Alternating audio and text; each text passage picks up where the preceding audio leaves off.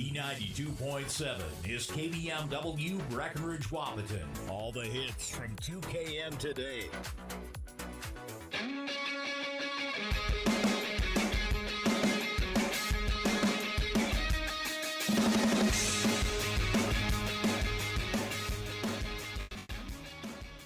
Welcome to St. Cloud. We are live at Faber Field. Quick little 2-hour trek from Wapaton as NDSCS looking to stay alive today in the Region 13 tournament. A heartbreaker last night against St. Cloud Tech. They led that game going into the 5th, going into the 7th, going into the 9th.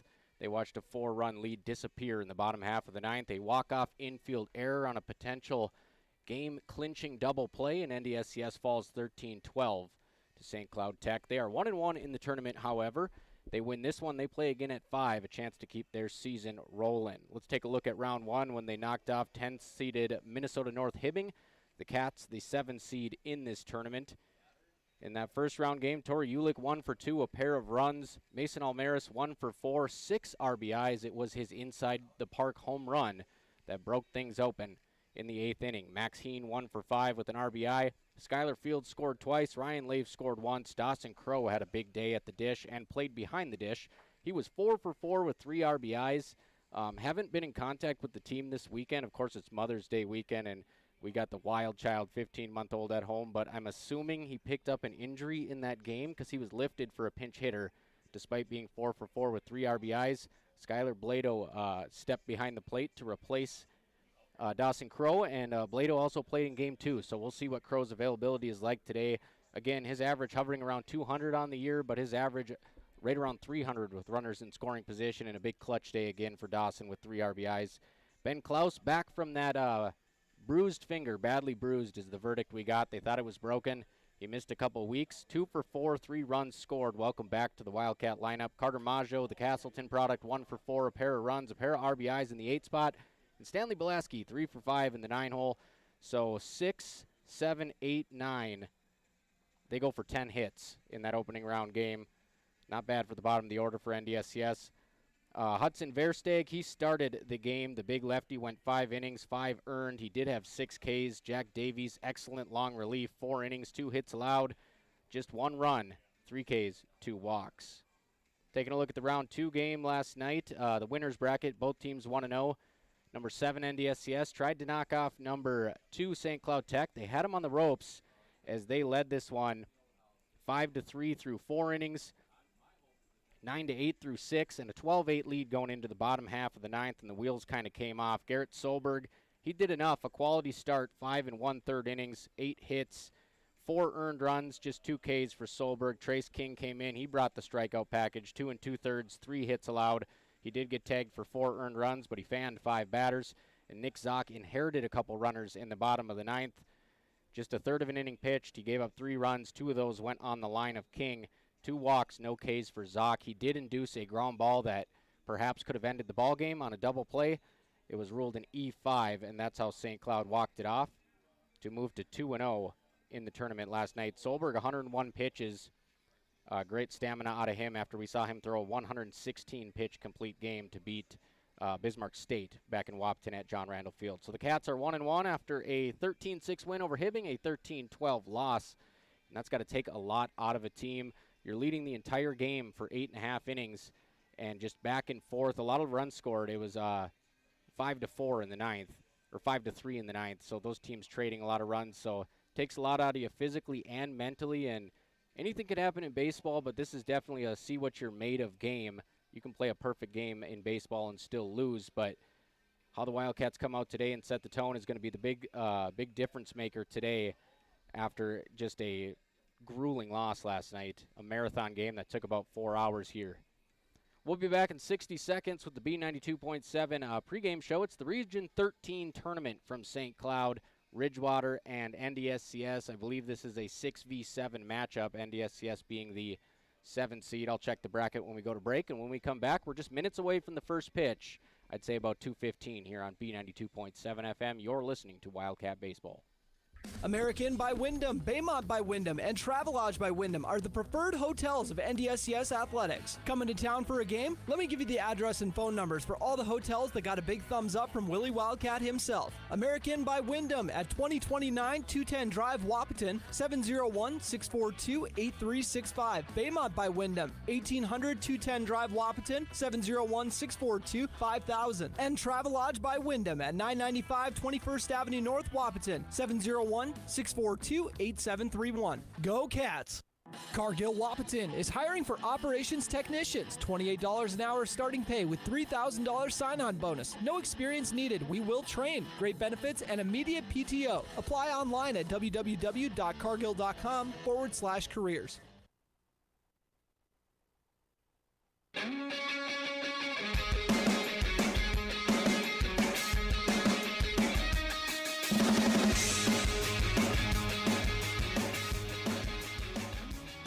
Back at Faber Field in St. Cloud for a Region 13, for all the marbles game, really. You want your season to continue on to districts. You got to get it done today as Ridgewater falls to number 3 Riverland yesterday afternoon, and NDSCS loses a marathon game 13-12, walked off via infield error.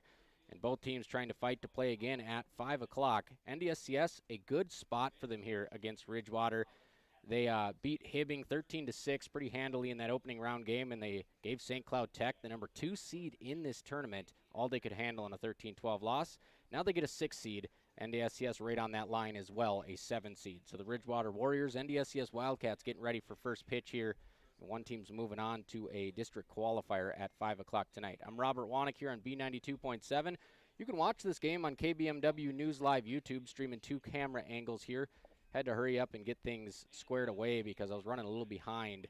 Again, it's Mother's Day weekend. It's a hectic one, but I'm cutting loose for a couple hours here to join you on the air. And a beautiful kind of minor league feel to this field. They got bleachers down the first base line in shallow right.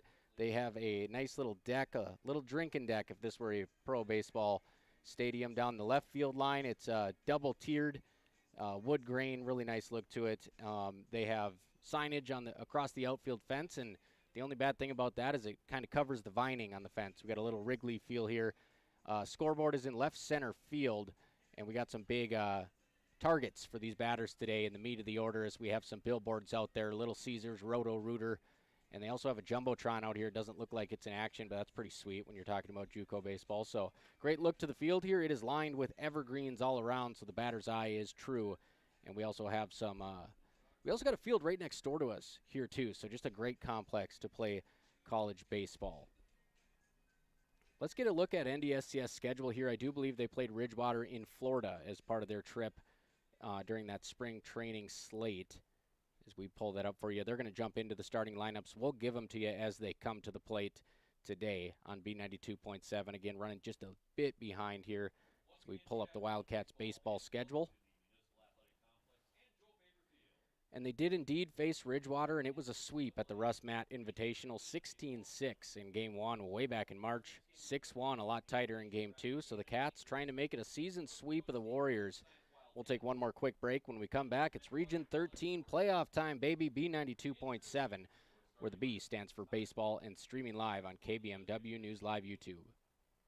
Cargill Wapaton is hiring for operations technicians. $28 an hour starting pay with $3,000 sign-on bonus. No experience needed. We will train. Great benefits and immediate PTO. Apply online at www.cargill.com/careers.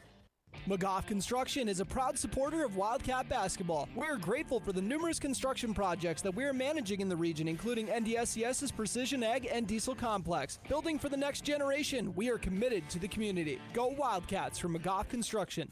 We know switching your bank can take time, but what if we told you that at Bell Bank, we have a team that knows you by name, or real people that answer the phone within 22 seconds on average?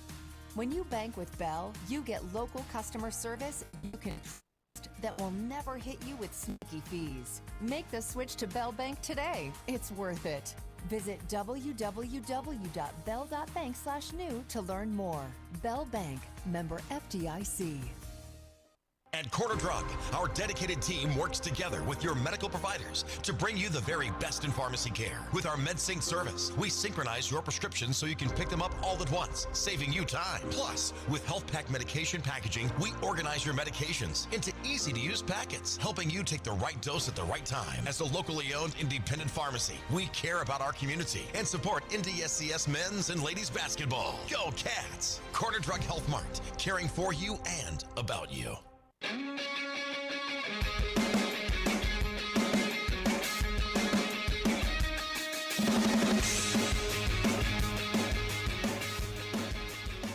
Back at Faber Field, home of the Region 13 NJCAA D3 baseball tournament. Two 1-1 teams trying to take their season off life support and get back on track today. It is number 6 seed Ridgewater, number 7 seed NDSCS. The Ridgewater Warriors come into this ball game today. Let's crank the volume up a bit for you here on KBMW News Live YouTube.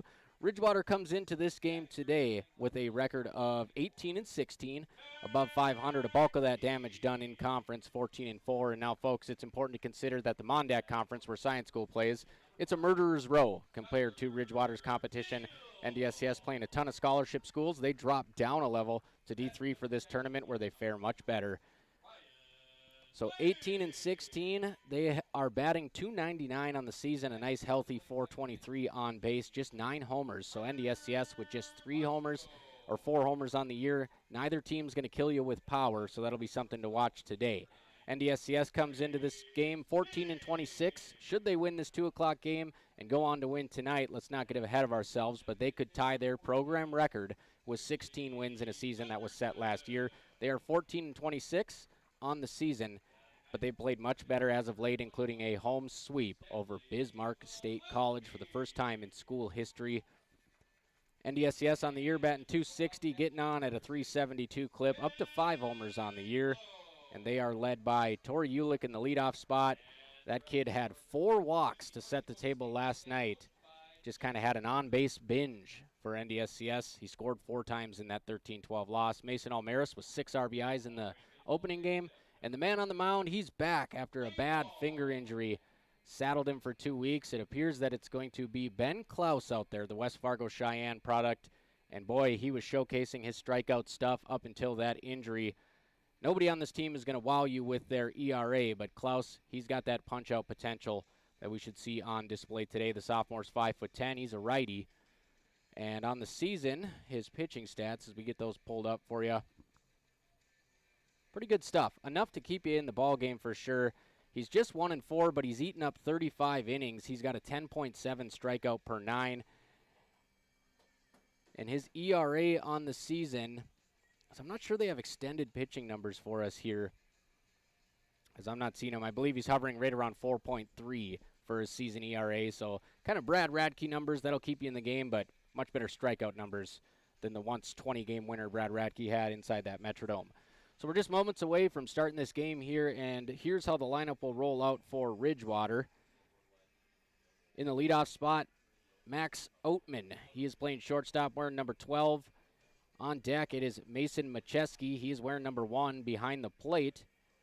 Andrew Preve in the hole is wearing number 21, playing left field, followed up in the cleanup spot by Elliot Domagala. He's wearing number 13, playing center. Blake Morris in the 5 spot, wearing number 23, playing the hot corner. Sergio Fernandez, number 19, in right.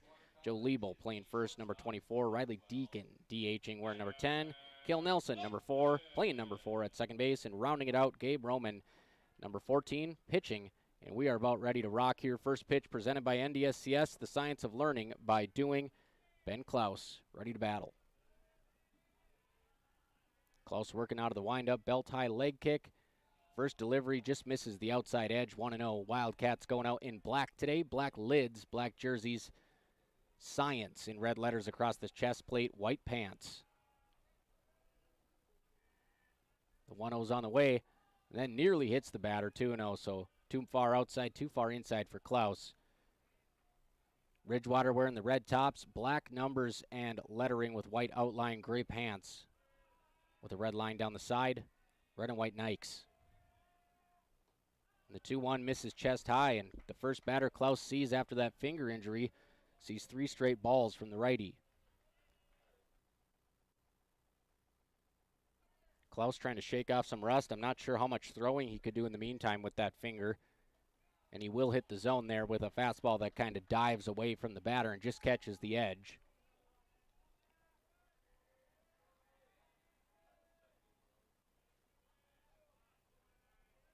So Ben Klaus trying to battle his way back into this count, and he'll miss outside.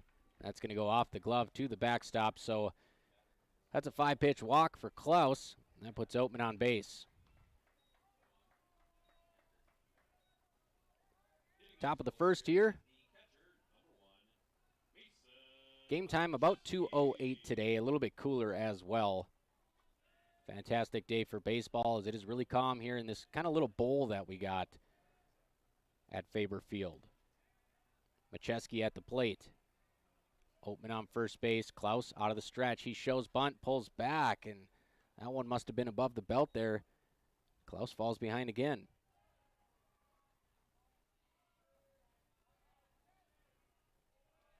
Ben Klaus trying to find the zone here early on in St. Cloud. Region 13 tournament. And Klaus gets a swing and a foul tip back into the mitt.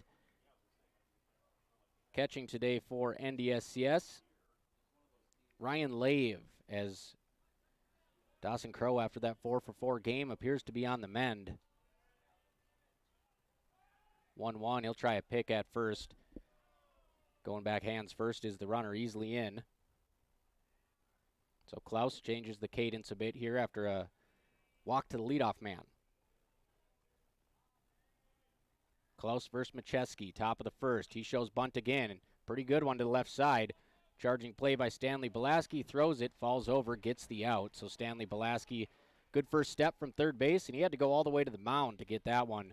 One down, successful sacrifice from Macheski.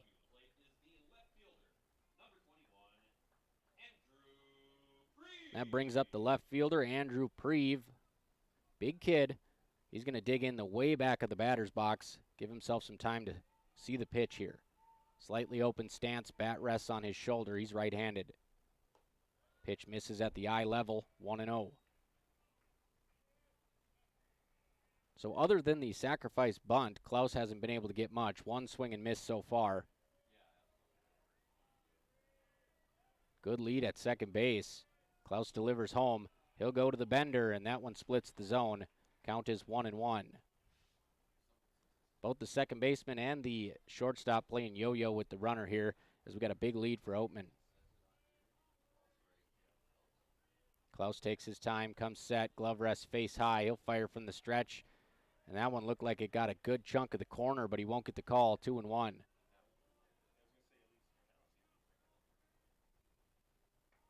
As Preve touches both sides of the plate with his bat, we're ready to go here. 2-1. Klaus fires. And that one misses upstairs. Another 3-1 count for the second time in the first inning. Leadoff man on second base for Ridgewater here at Joe Faber Field. Klaus comes set. Bell-tie leg kick. Hangs onto that fastball too long, and it's another walk. And that will put the force on. With one down, runners on first and second, just underway here, folks. Andrew Preve takes a walk, another 5-pitch one.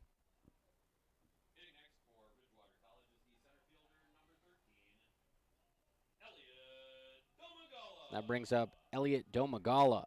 Cleanup man, not like your typical Big Poppy size cleanup man here, but he must be a premier run producer in this spot. Klaus goes right back to the dark one, and again, about 12 inches of break. Two off-speed pitches from Klaus, both of them across the plate. It's 0-1.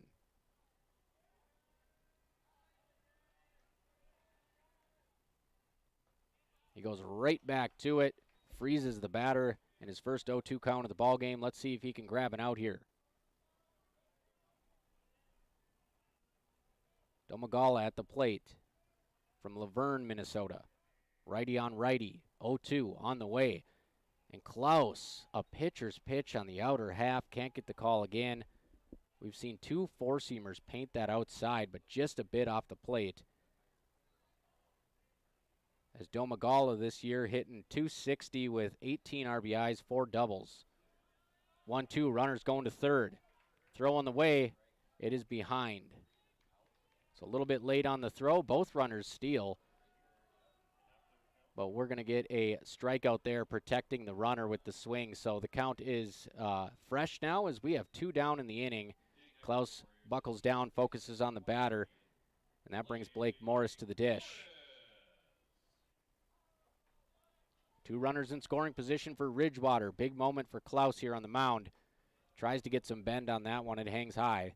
Count is 1-0. So 9-inning games here, folks, and that puts some tax on your pitching staff as you're used to doing 2 7-inning games in a doubleheader. Misses inside, brushes them back. And now you got to go 9 innings every single game. We'll see what the Cats have left as far as arms today. Count is 2-0. First base is open. That one flared out towards center field, giving chase is Tori Ulick a long run. Here he goes. He loses it and checks up. And that is going to score 2 runs. A double off the bat of Blake Morris. And it looked like Ulick had a beat on it. He just kind of put the brakes on it the last second and threw his arms up. I'm not sure if he felt a twinge running or if it got caught up in that gray overcast sky. But it's going to go in the book as a 2 RBI double. And Ridgewater strikes first.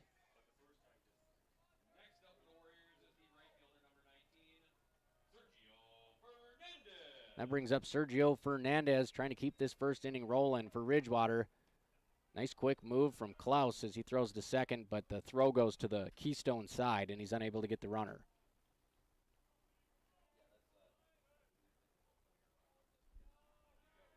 So Klaus trying to get out of here and limit the damage. 2 runs on 2 walks and a hit, and he throws a curveball that shaves the batter's head.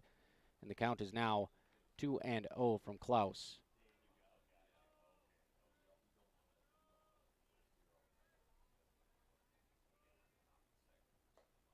Klaus does hit the corner there, belt high. Count is now 2-1. Klaus really seeing that pitch count rise, folks. We'll get you the numbers in between innings here.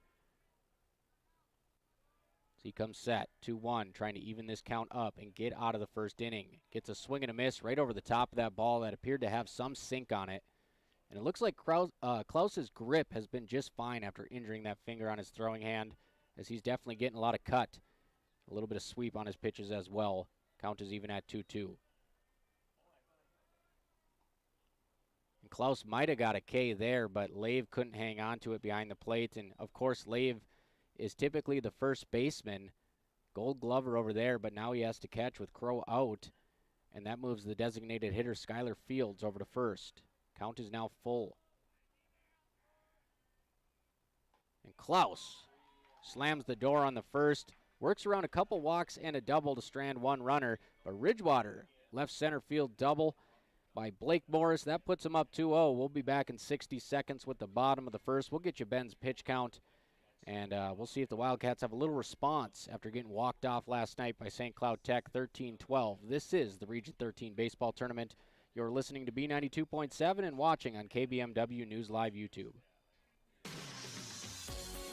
Comdell Innovation of Wapaton would like to wish all of the student athletes the best of luck in tonight's games. If you or someone you know is looking for a new career, Comdell Innovation is here. Comdell is looking to hire machinists and tool fabrication technicians. Head to ComdellInnovation.com and click Job Opportunities to apply. That's Comdell Innovation of Wapaton, wishing the best of luck to students and coaches in tonight's game. Red River Valley and Western Railroad has served North Dakota and Minnesota with over 500 miles of track since 1987. Red River and Valley Western handles shipping, freight car repair, and storage options as well. They take pride in assisting the development of local communities on a multitude of different levels. And they are also hiring. Call 701-642-8257 to apply. That's 701-642-8257. Or go to rrvw.net to learn more. Good luck to the Wildcats in tonight's game.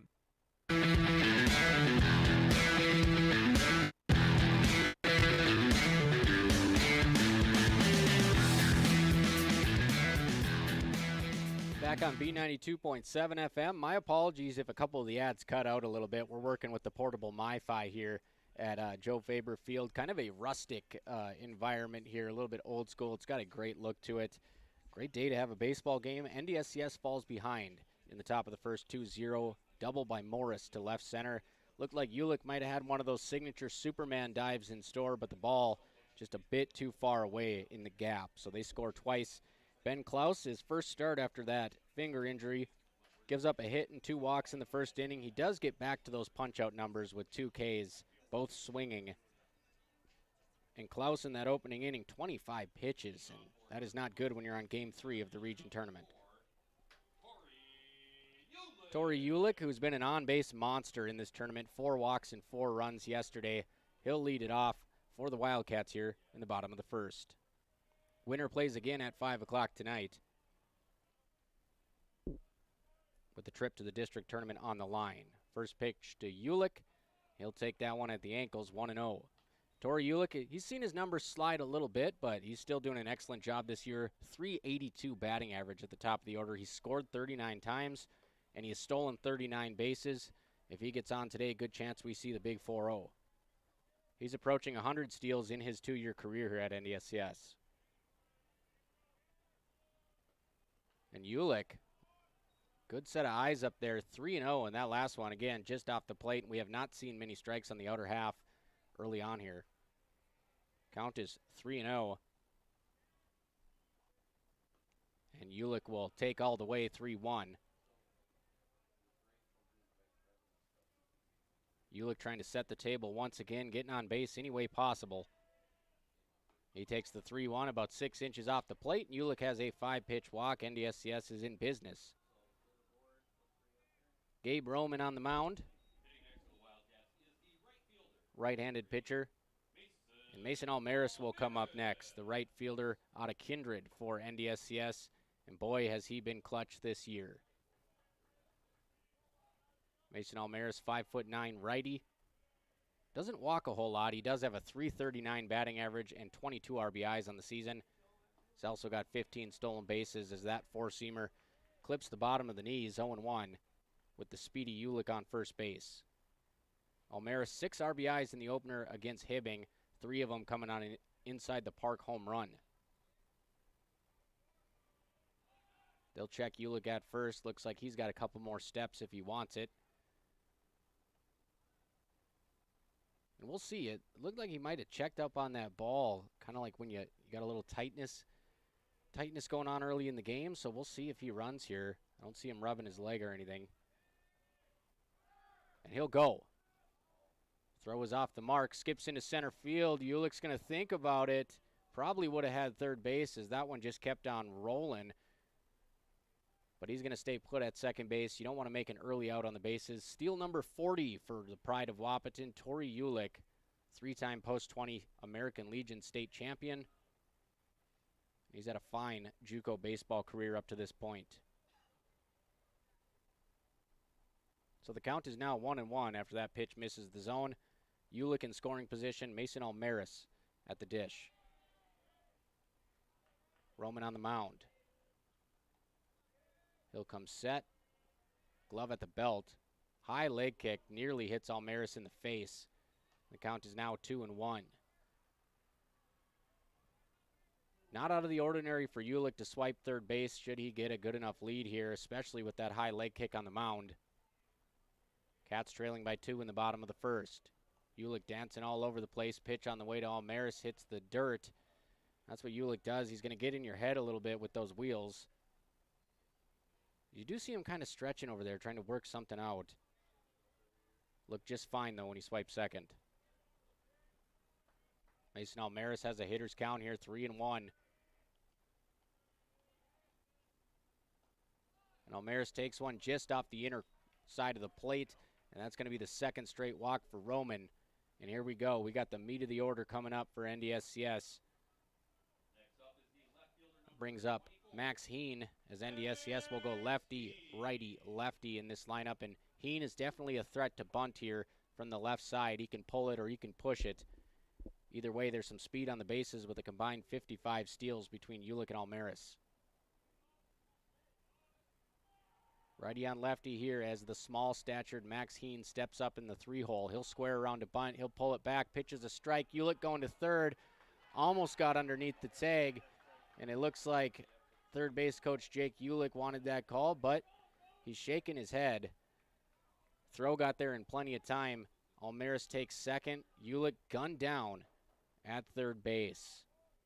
You don't see that very often. Just the third time he's been caught stealing this year. And that is a huge play for Ridgewater. One down runner on second as the bunt is off and Heen swings through a fastball quickly down 0-2. Throw down to third made by Mason Macheski. Tag put on by Blake Morris, who had the 2 RBI double to open this ball game.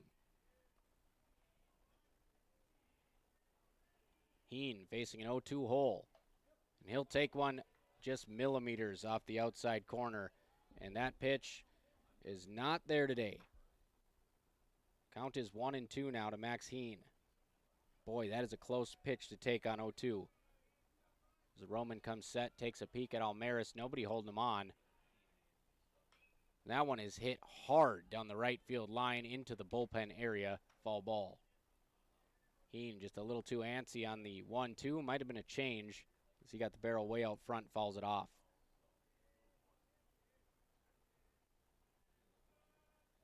Heen trying to at least move Almaris over here with a roller to the right side. As Heen, opposite field and trailing towards the line. This could be trouble. It's going to get foul about 310 feet down the left field line. Heen just misses a double or a homer as that one trails away. So we've seen Heen crush one fall to the right. Follows it up with a blast to deep left. Just can't keep it inside the chalk. And we'll do the 1-2 again here. Roman taking his time, comes set. Again, nobody holding on Almaris. And Heen takes it high and out, 2-2. Roman maybe trying to stay away from the barrel there after seeing that loud contact the last 2 pitches.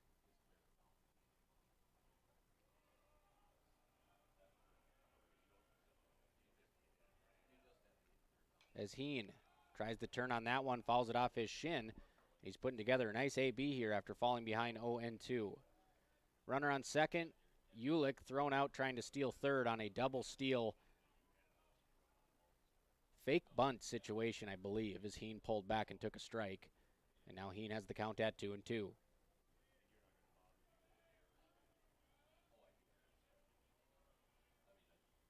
Two-two to Max Heen. Way high, and the count has run itself full. 2 walks already to the first 2 batters from Roman, in danger of making it three's company here against Max Heen. As the lefty with a small strike zone really making him work. And here comes the payoff pitch. Swing and a miss, so Roman buckles down, gets a big out. It's out number 2. And after starting off the game with runners on first and second, none down, we got 1 duck on the pond with 2 down for the Wildcats. And it brings up one of the top run producers on this team, Skylar Fields, moving from DH to first base today. And if he can push 1 run across here, NDSCS is going to feel a lot better going into the second inning. And that one gets away from the catcher, so a wild pitch is going to let Almaris scamper to third base, and the Cats are 90 feet away from getting on the scoreboard here at Joe Faber Field. Skylar Fields out of Midlothian, Texas, the 6-foot sophomore. Big power bat in this lineup, 325 average, 33 RBIs, double-digit doubles for Mr. Fields. 1-0 count, runner on third.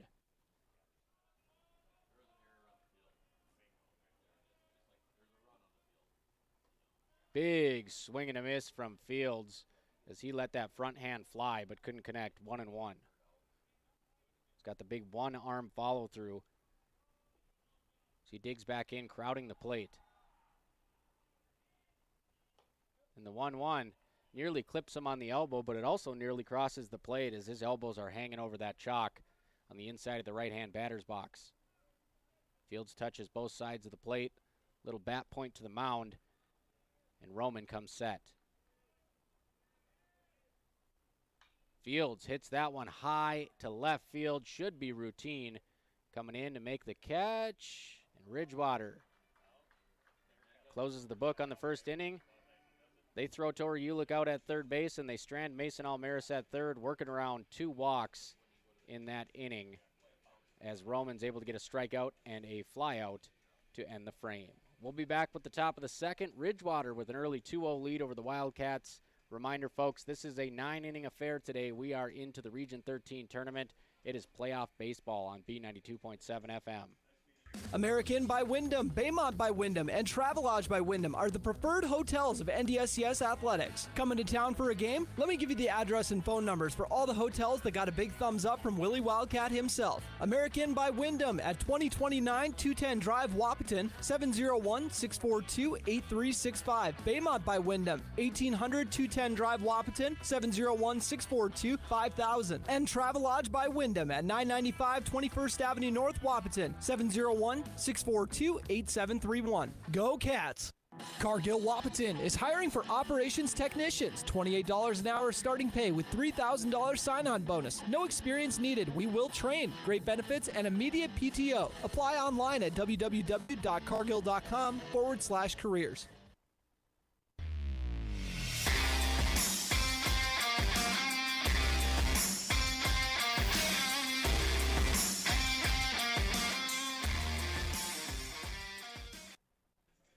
NDSCS trying to work a scoreless inning here after Ridgewater tags Ben Klaus for a pair of runs on a double in the left center field gap to open the game. NDSCS strands 2 runners in the bottom half, and I'd expect Klaus to bounce back here again. A couple weeks between starts due to injury, and he was able to pick up 2 Ks in that first inning. Now he'll get the bottom half of the order to work with. Ben Klaus, the righty, the former Mustang from West Fargo Cheyenne out of the Eastern Dakota Conference.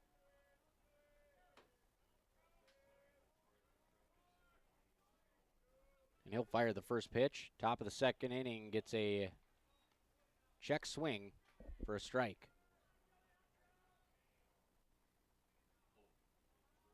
So 0-1 count as Klaus is starting to locate his pitches.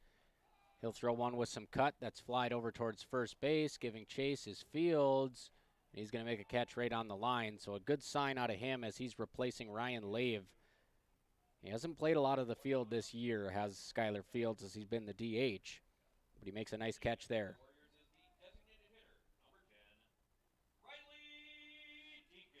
So Riley Deacon steps to the plate. He's DHing today.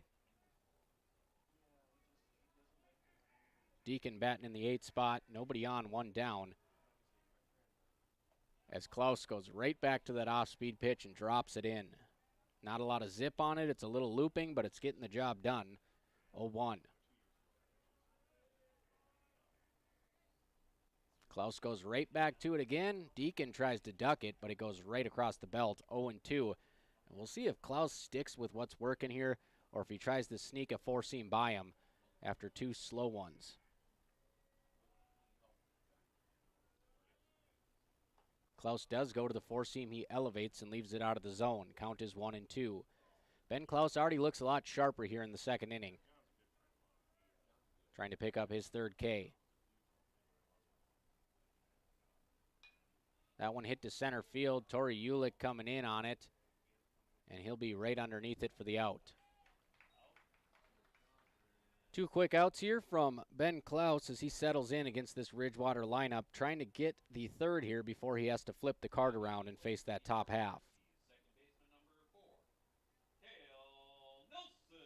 And that'll bring up Cale Nelson in the 9 spot. So a chance here for Klaus to sit down 7, 8, 9 in order. Kind of shunt the momentum that Ridgewater built. He'll get a check swing on the first one, but Nelson able to hold the barrel back. 1-0. Klaus working fairly fast here. And that outside fastball again, don't throw it there. It is not going to be a strike. 2-0. There's no leeway on that outside corner for either team so far. And the 2-0, a curveball that doesn't curve. Lucky enough for Klaus, the batter ducks and it goes right over his nameplate. And the count is 3-0. So Klaus, a little wonky here, going back to the first inning blues where he had a pair of walks. And the 3-0 right down the center at the belt. Batter taken off to first. Thought that one was high. It was right down Broadway. Count is 3-1.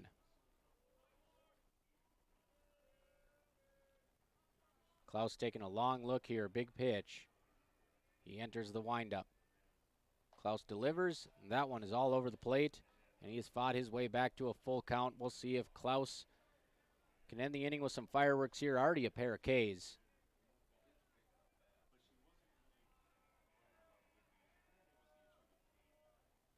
And Klaus sails that one over the catcher's head. So a walk for Klaus on 6 pitches.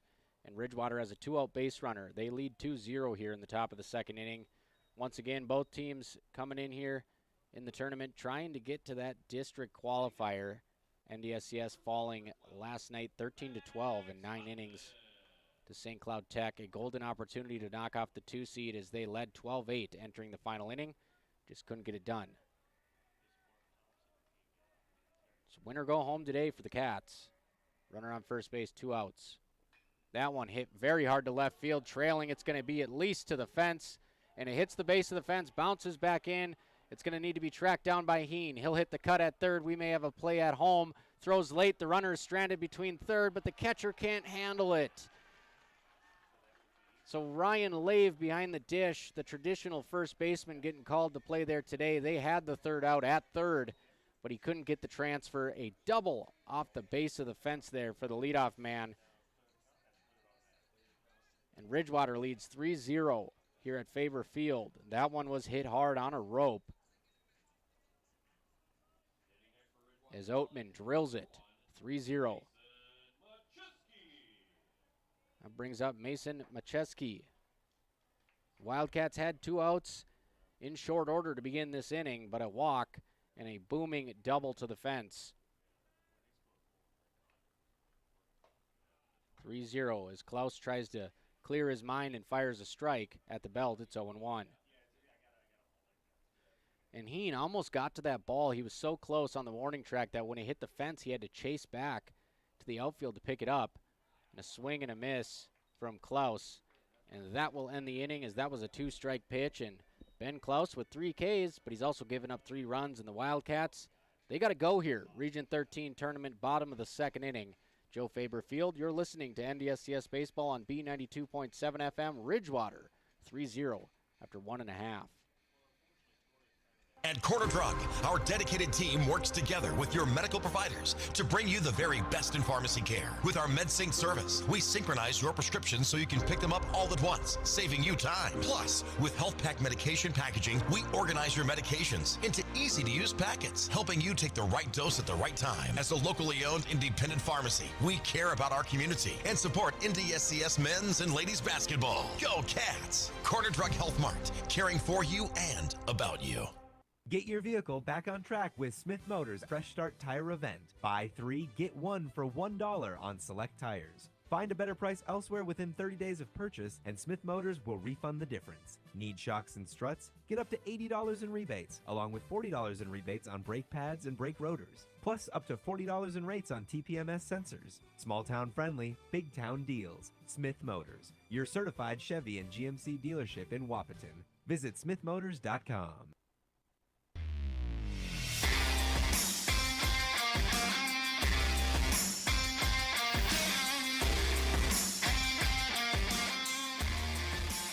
NDSCS Baseball looking to stay alive in the Region 13 tournament. They have dug themselves an early 3-0 hole heading into the bottom of the second against Ridgewater, a team that they outscored 22-7 in Florida to start the spring slate.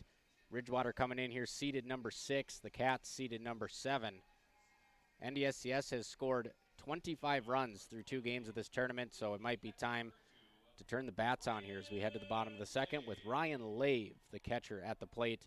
Ryan Lave, another big power bat in this lineup, leads the squad in home runs. He'll take the first pitch inside and low, 1-0. Ryan Lave, 5'11 sophomore out of Bemidji, Minnesota. 286 average, 3 bombs, 28 ribbies, 17 runs scored for Lave. He'll take strike 1 at the knees, over the heart of the plate to even the count at 1-1.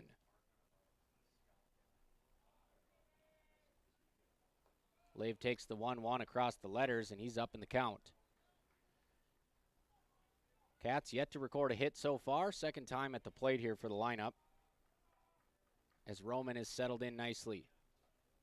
Roman nearly hits Lave there. He's got that Evo shield on his elbow, and You know, you don't really feel anything when you get hit on the Evo shield, so that's one where maybe you want to hang in there a little bit.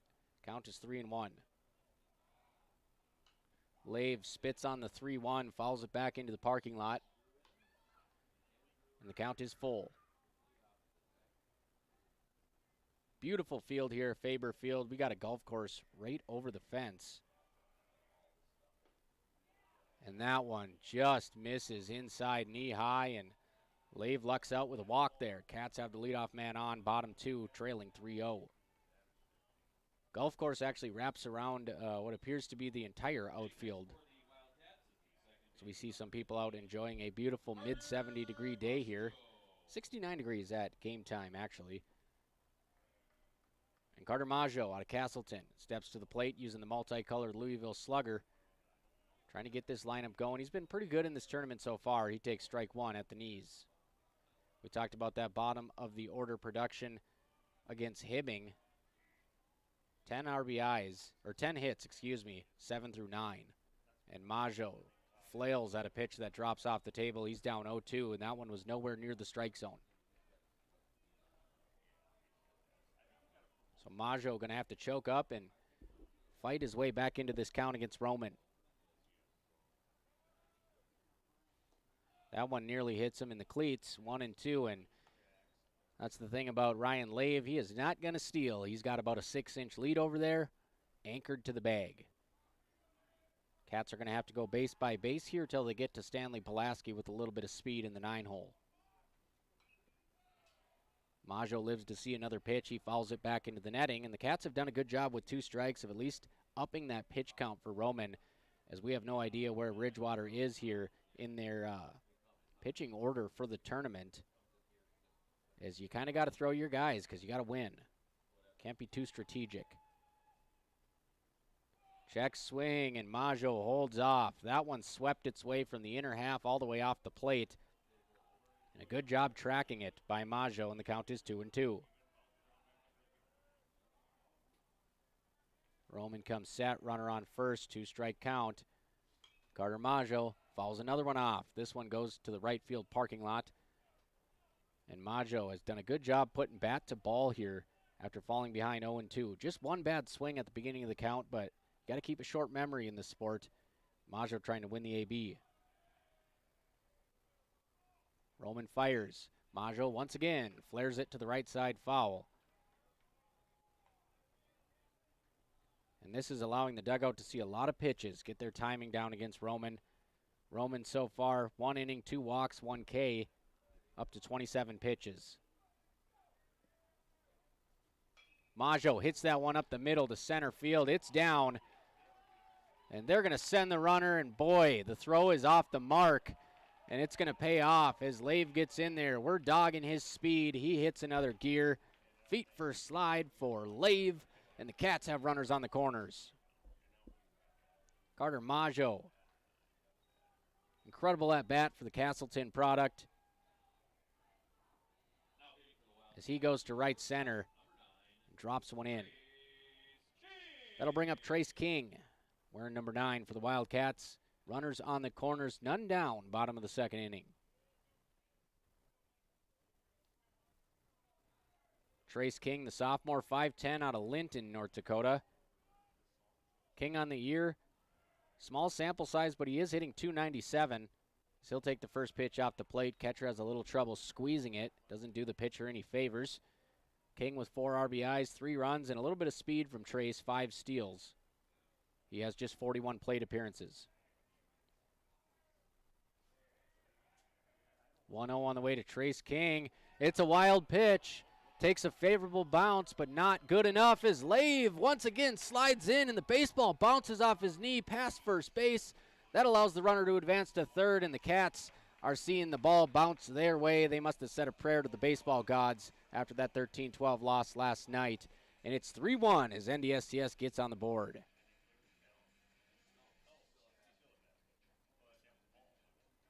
3-1 after a wild pitch, gets to the backstop.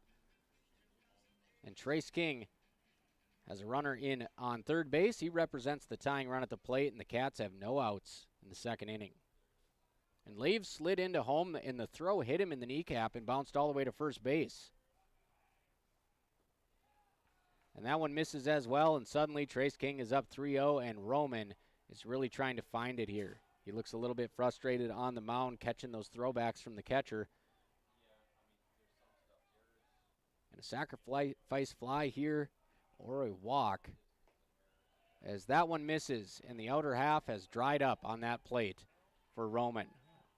Runners on the corners again, none down for the Wildcats. A team that can score a lot of runs.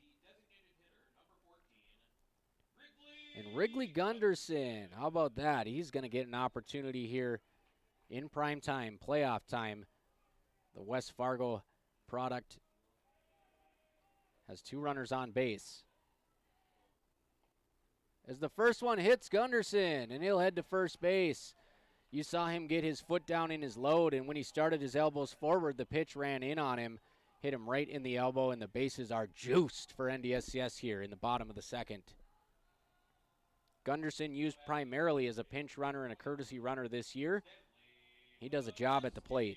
And that brings up Stanley Belaski, who has been trusty in the 9 spot. He has steadily seen his numbers rise throughout the season.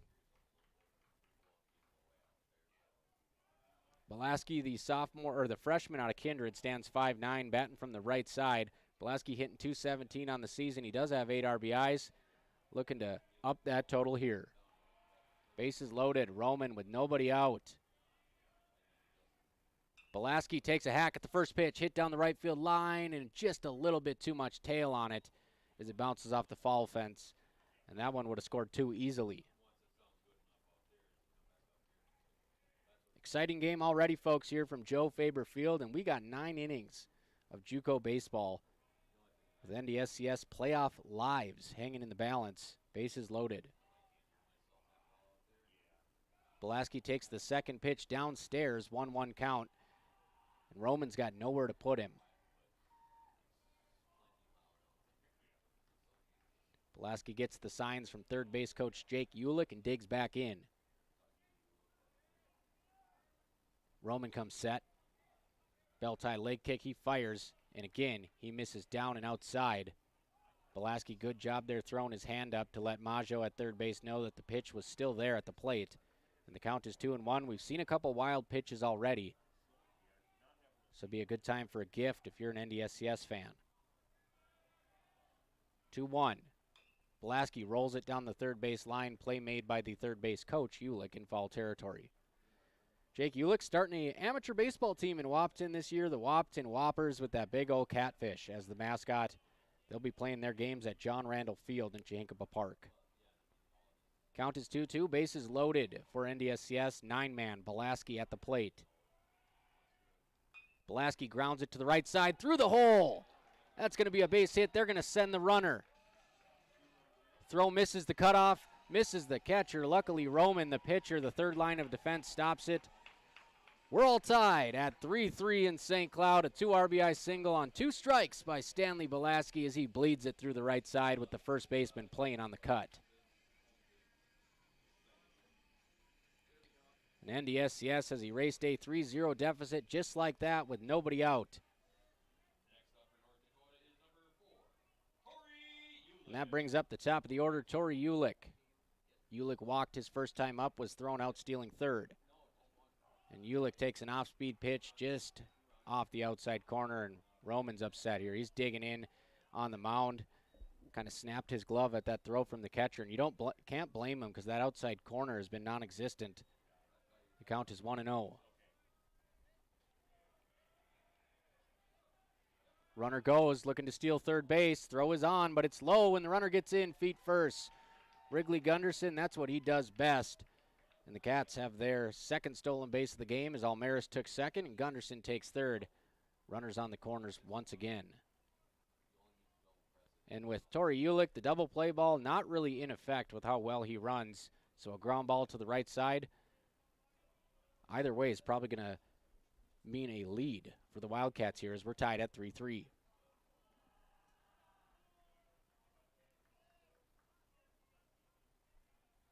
Count is 2-0 to Tori Ulick. Lefty out of Wahpeton. And Ulick rolls it to the right side, and that's going to take a terrible hop on the first baseman. That's going to be most likely an RBI single, as we'll await the official scoring here. But the Cats take the lead 4-3 as Ulick puts it right on the button and smokes it past the first baseman. And the Cats have the lead.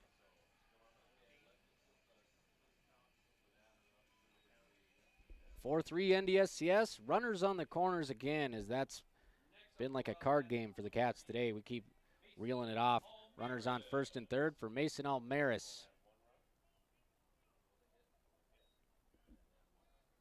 As that ball took a terrible hop on the first baseman and went right over his shoulder. And Ulick's going to go to second. They're going to throw it down, and we're going to have a play at the plate here as Belaski's going to be in a rundown. Third baseman has the ball, chasing him to home. Belaski's going to head back to third. Now we got 2 runners on third, and Belaski's just going to... Belaski's safe at third. Ulick's trying to get back to second, and we got a circus going on. Ulick tries to swim around the tag. He is called out. So somebody was going to be out regardless. Belaski army crawls his way back to third base. They missed the tag, but the problem was Ulick was on the base with Belaski. So that sent Ulick back to second. They'll get him in the rundown. And they're going to kind of confer here. They're not going to confer. The third base umpire says, I don't need the home plate umpire on this one. Belaski got in there at third. So the Ridgewater head coach is going to want an explanation, but apparently Belaski was playing twister there on his hands and knees and able to get in there. But Ulick had already advanced to third base, so he had to try to retreat to second. They'll get him at second. And you know what? On that one, I just want to see Belaski just, once he has a shot and a window, just go home. Just go home, make him make the throw. Catcher's got to hang on to the ball. You can kind of slide to the outside or the inside, and Ulick's going to get to third anyways. So I'm not sure why Belaski didn't just kind of risk it for the biscuit there, but he's safe at third. Ulick's out at second after a long discussion. And I'm not sure what the pitcher and the shortstop are asking for here. Clearly the call must have been a missed tag. So let's get back to the batter here. 4-3 Cats, as Ulick for the second time is out on the bases in this one. One down, runner on third. Mason Almaris at the plate. Ball misses outside. So a wild sequence of events as the Cats can't get out of their own way on the bases. And Almaris hits one to the left side. Backhand knocked down by the shortstop. He'll fire to first, not in time. Mason Almaris beats it out. And it is 5-3 NDSCS. The Cats have come alive here in the bottom of the second inning. Make it 30 runs for the Wildcats through 2 games and 2 innings of this region tournament. That brings up Max Heen with Almaris at first base. He runs well, 15 for 17 in stolen base chances.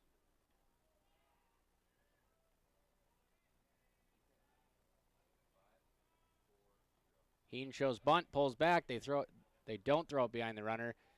And a catcher may have a point there. He wanted interference on Heen, and if you look where Heen's standing, he backed right into the throwing line. But the catcher didn't attempt to make a play, and the umpire's going to tell Heen something, probably telling him if he throws that, you're out. So the count is 1-0. They'll throw behind Almaris, and you got to credit Ridgewater. They have done a good job on the bases with their throws. A little bit of bad luck when the throw home hit Lave in the leg, but other than that, they've been cutting down the Cats on the bases.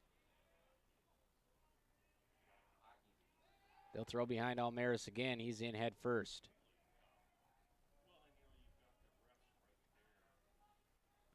One down, one on. The Cats have erupted for 5 runs in the bottom of the second inning.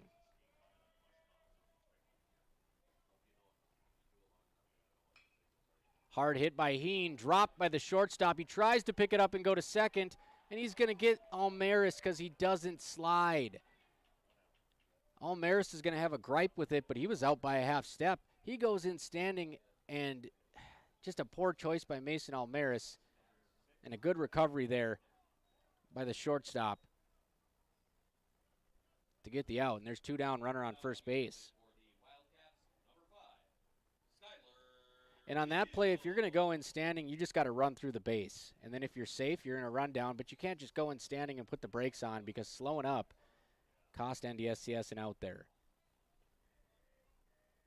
2 down, runner on first. And we'll get a nice little tight breaker on the inside corner for strike one as Roman trying to take advantage of these outs on the bases. Skylar Fields at the plate.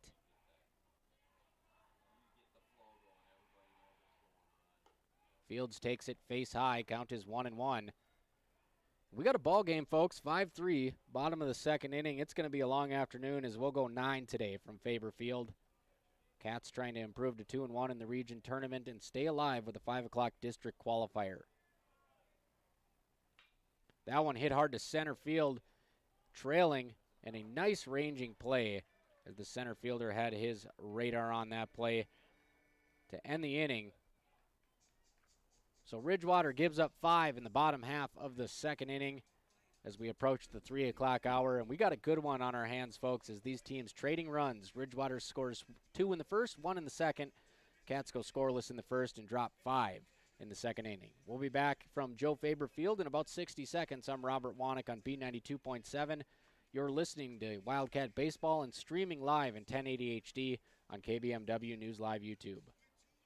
McGough Construction is a proud supporter of Wildcat basketball. We are grateful for the numerous construction projects that we are managing in the region, including NDSCS's Precision Ag and Diesel Complex. Building for the next generation, we are committed to the community. Go Wildcats from McGough Construction. We know switching your bank can take time, but what if we told you that at Bell Bank, we have a team that knows you by name, or real people that answer the phone within 22 seconds on average? When you bank with Bell, you get local customer service you can trust that will never hit you with sneaky fees. Make the switch to Bell Bank today. It's worth it. Visit www.bell.bank/new to learn more. Bell Bank, member FDIC. At Corner Drug, our dedicated team works together with your medical providers to bring you the very best in pharmacy care. With our MedSync service, we synchronize your prescriptions so you can pick them up all at once, saving you time. Plus, with Health Pack medication packaging, we organize your medications into easy-to-use packets, helping you take the right dose at the right time. As a locally owned independent pharmacy, we care about our community and support NDSCS men's and ladies basketball. Go Cats! Corner Drug Health Mart, caring for you and about you.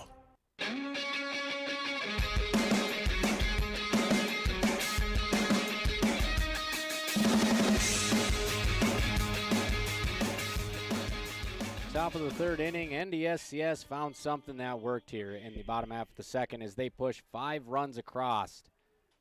And Ben Klaus back out to work. He's given up 3 runs so far. His NDSCS squad up 5-3. First pitch from Klaus. He goes to that little breaker and it clips the inner half, 0-1.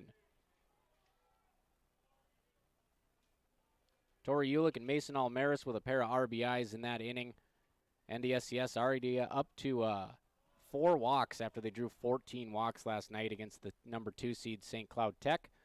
And Klaus fires a wild pitch there with nobody on here to start the inning, 1-1.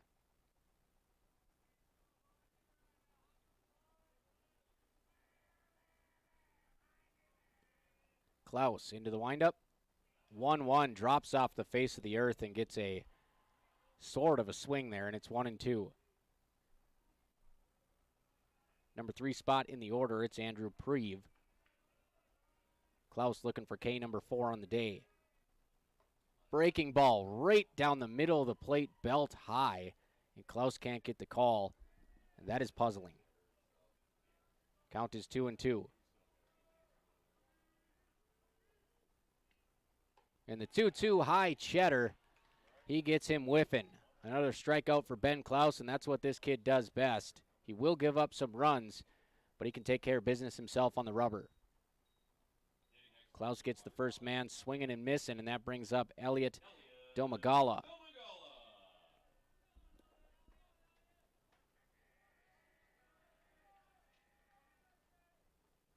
Tries to go to that breaking ball that time a little tighter, and it hangs up high, 1-0. And we will see the Cats bullpen today because what comes with strikeout guys is a lot of pitches.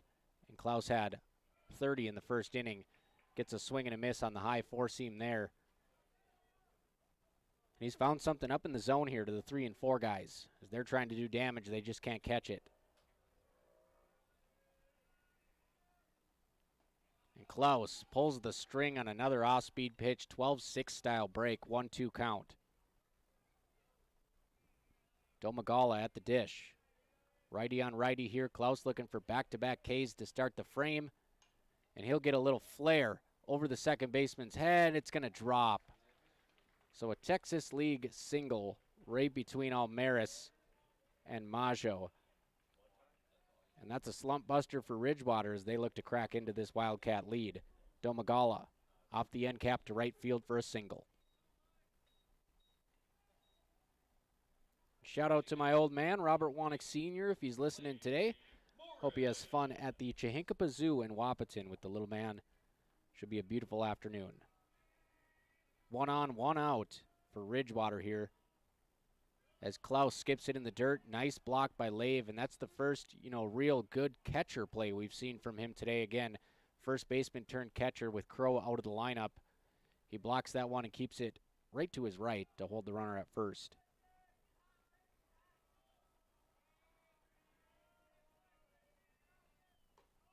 Klaus gets another swing and a miss. And I don't think they have this on the Game Changer app I'm pulling stats from, but I'd love to see how many swings and misses he gets today as he's piling them up. He's facing Blake Morris, who took him opposite field for a 2-run double his first time up, and Klaus misses the belt buckle, and the count is now 2-1. So Domagala with a 1-out single. He's sitting at first. Klaus behind in the count. Klaus goes inside, changes levels. It's too low. Count is 3-1. And again, Klaus running into some pitch count issues here early in this one. As good as his strikeout stuff has been, he has 45 pitches. And it's a 5-pitch walk. So 2 times up, 2 times on for Morris. As Ridgewater has the go-ahead run at the plate with 1 down. It's NDSCS 5, Warriors 3, top of the 3rd inning. Sergio Fernandez comes to the plate, and that's 4 walks for Klaus to go along with 4 strikeouts and 3 hits. And Fernandez, another swing and a miss. If you take away that double off the base of the left field wall, Klaus has not been hit very hard today.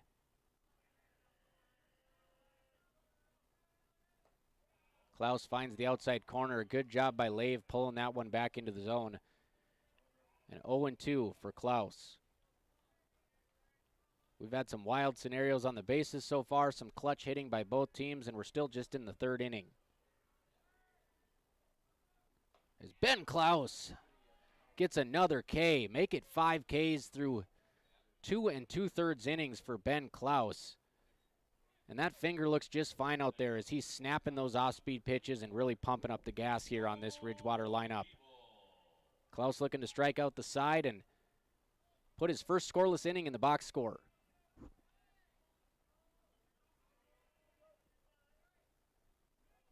First pitch gets away from the catcher. Lave tracks it down, but the runners advance 90 feet. And Ridgewater has 2 in scoring position with 2 out, and a single could tie this ball game back up.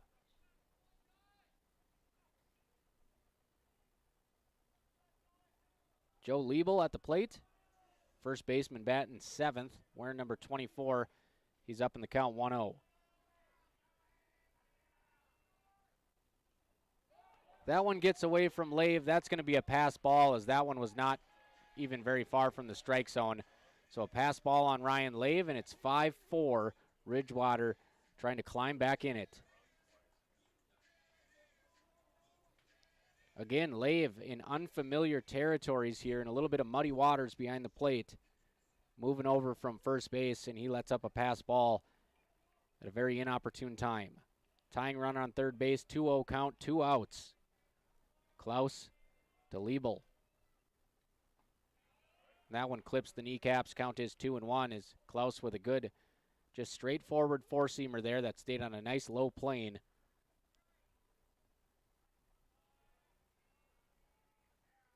Two-one on the way from Klaus. Swing and a miss. And Klaus has already induced 5 swings and misses in this inning alone.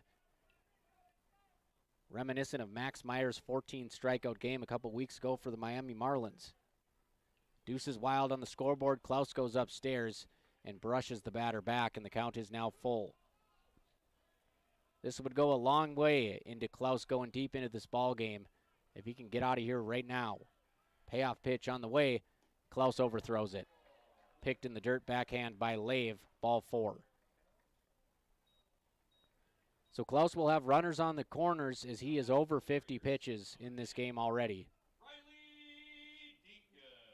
And that brings up Riley Deacon.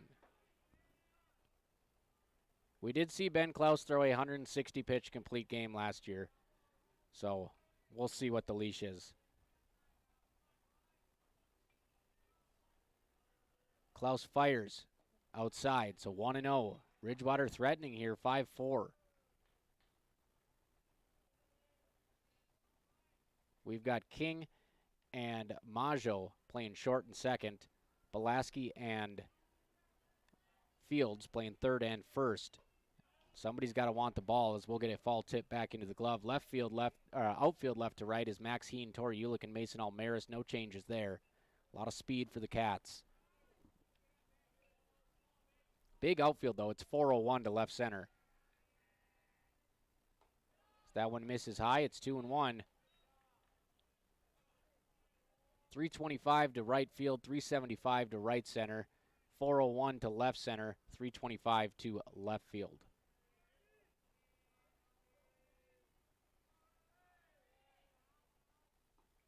As Klaus can't find the outer half once again. He wanted that one. He's kind of going to smile in agony there. An ironic look from Klaus as he falls behind 3-1 with 2 down. A walk here would load the bases for the Warriors. That one roped down the third base line, just a couple feet foul. The batter just narrowly misses tying this thing up. Riley Deacon at the plate, 8th spot in the order. He's DHing today, and typically that's the kind of guy you want at the plate, your designated hitter, with runners in scoring position. Ridgewater has runners on the corners. A full count here. Runner at first will go with the pitch. Deacon versus Klaus. And Klaus with a breaking ball that must have just crossed across the belt.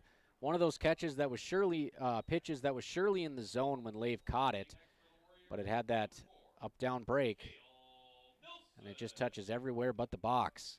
And that's going to bring a Minn Kota Egg Products mound visit as Jack Junker is going to come out and talk to his ace. Bases loaded, 2 outs.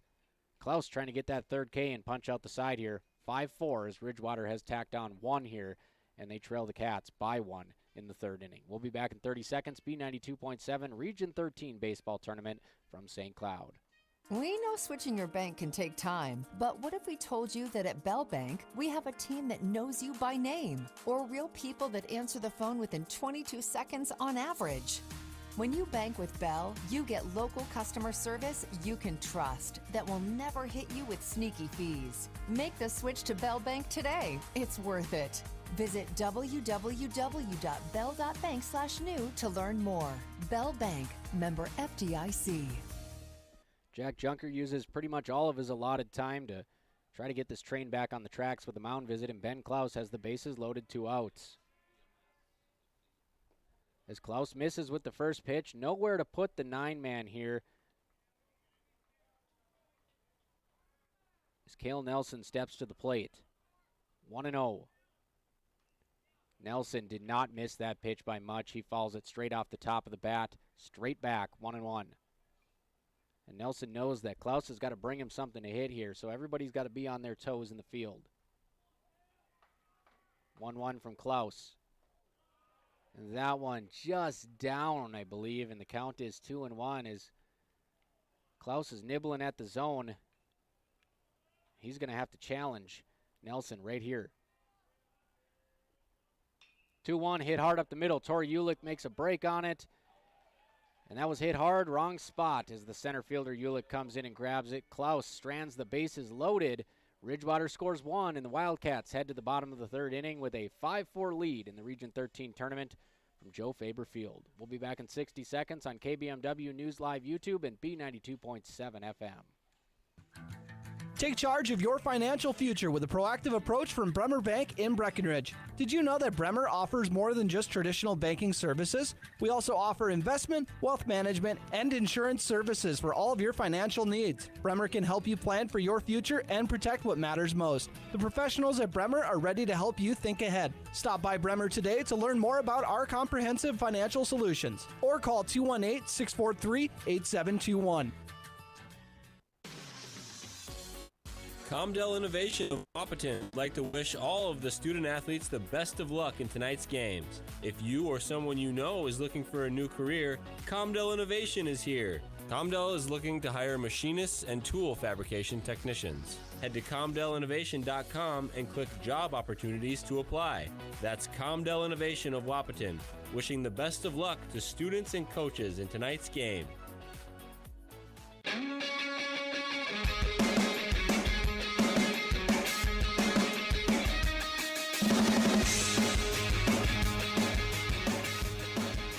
Getting ready for the bottom of the third inning here as these teams have traded leads. Ridgewater jumped ahead 3-0. Cats stacked on 5 runs last inning to lead 5-3, and Ridgewater gets one back. It's now 5-4 as the Warriors hit a line drive to center field with the bases loaded all over Tori Ulick to end that last inning as the Cats had to hold their collective breath. And Ryan Lave will start off the third for NDSCS with this game hotly contested at 5-4. Roman's first pitch jams him off the handle, chopped to third, foul, as that one narrowly missed going straight over the top of the bag.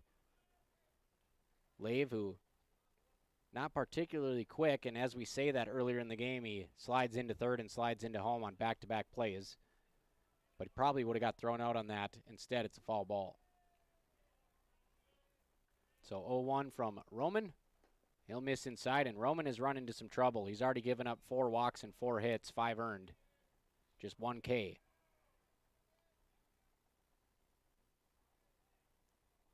Lave checks. They're going to say he went, and they're not even going to appeal, and it did not look like he was even close to bringing the barrel around. And that is another puzzling call there here on B92.7, and it puts him in a hole.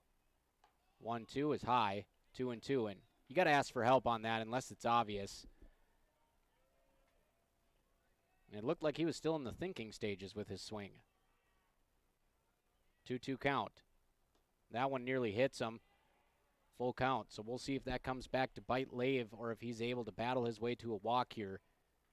The Cats up to 18 walks in their last 2 games. And he hits that one hard to left center field. It'll 2-hop the center fielder. A nice job snagging it as that had some heat to it. And we got a leadoff single by Lave. So Ryan Lave now 1 for 1 with a walk, a single, and a run scored. That brings up Carter Maggio. We'll see if the bunt is in play here to move Lave into scoring position in a close ball game. 5-4 Cats leading Ridgewater. Maggio swings at the first pitch, falls it to the right side, and we've seen him do a lot of that. A couple times off the end of the bat. That time it was a little bit of an inside-out swing, but he's definitely looking for the right side as we have a massive hole between first and second base. Infield playing in double play scenario here. That one hit to center field. It's dying. Diving catch. It's trapped.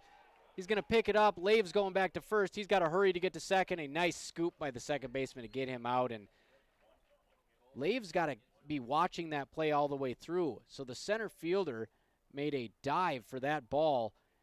He trapped it, and it popped out. And Lave had his back to the center fielder going back to first. He's got to watch that play through because the center fielder's not going to throw him out at first base anyways. But Lave's hesitation costs NDSCS on the bases again, and it has been a nightmare day on the base paths for the Wildcats. So that'll be that'll go as a fielder's choice, and what should have been a single for Maggio. as Elliot Domagala made a nice dive on that one. Popped up, threw it to the second baseman, Nelson, and he did a nice little underhand shovel. We'll get a ground ball here from King. They'll go to second with it and get one.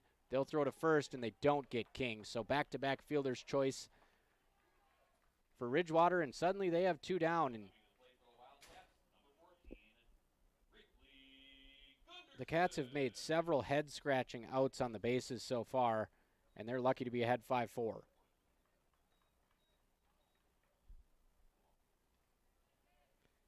With Lave not tagging up on that play, he could have went halfway to second. But I digress. Let's get back to the game as Wrigley Gunderson singles up the middle right over the second base bag, and they're going to send King to third.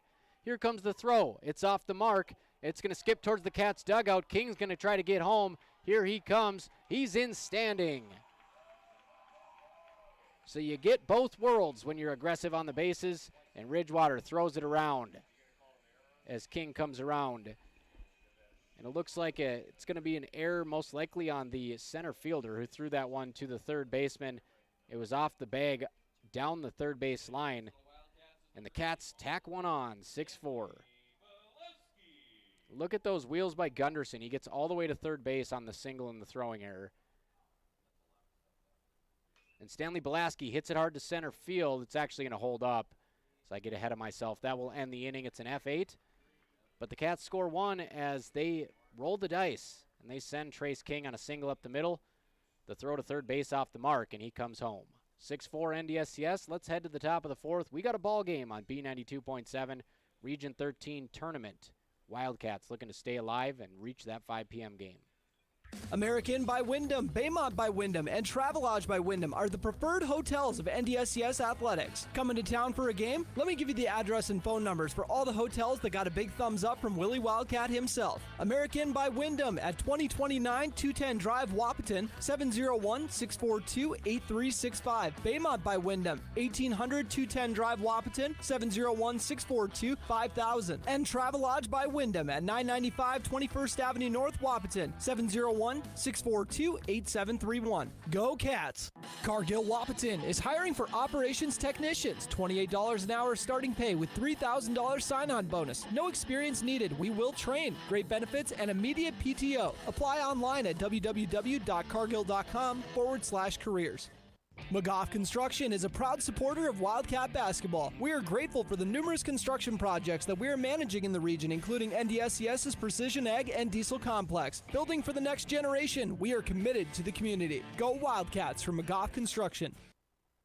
Cargill Wapaton is hiring for operations technicians. $28 an hour starting pay with $3,000 sign-on bonus. No experience needed. We will train. Great benefits and immediate PTO. Apply online at www.cargill.com/careers.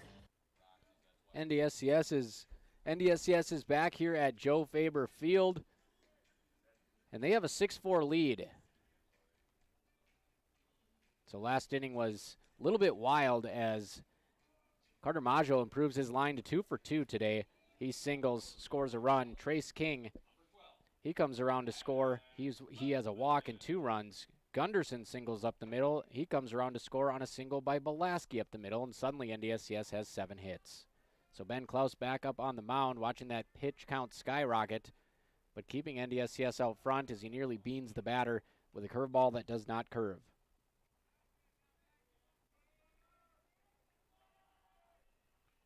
So Ben Klaus falls behind 1-0. He's got a 2-run lead to work with as we enter the 4th inning, and there's that bender again that he just can't get the rotation on. Nearly hits the batter. Top of the order, it's Max Oatman. He's playing shortstop. Wearing number 12 today. And he'll take 3 straight balls as that one is a 4-seamer well high. On deck is Macheski, followed by Preve and Domagala. And the 3-0 crosses at the knees, a little get-me-over strike as the sun starts shining down here at Faber Field. And you can really hear everything going on here in this game as there's not a huge crowd. And that one does hit the batter. So the 3-1 beans the batter. Looked like elbow area. And the leadoff man of the inning and the leadoff man in the order is on. as Klaus, his first hit batter of the day.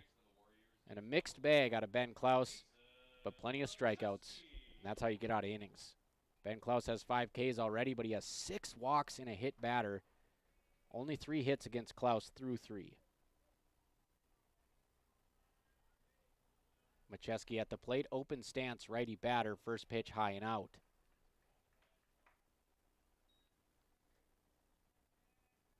A little bit of a crosswind today here. Hasn't had any effect on the plays, and they'll throw behind the runner at first base and nearly get him. As Lave puts a good throw on the runner. Fields grabs it forehand side, kind of has to reach back for the tag. That buys Oatman time to get in. Count is 2-0 here. Ben Klaus is in danger. That one is hit to center field. Tori Ulick underneath it. You can see his sunglasses shining as the sun comes out. He uses his glove to shield his eyes and reels it in as that one hung up in the air for a while. So 1 down, 1 on for Ridgewater as we get to the number 3 spot in the order. Andrew Preve steps to the plate. Preve will be followed by Domagala and Morris, both of which have reached base already. Just the 3rd inning of a 9-inning game here. Preve at the plate takes strike 1, and Ben Klaus for the first time this inning gets up in the count. Klaus so far 83 pitches already as they're going to warm up Cooper Klosterman from Wahpeton. He heads to the bullpen.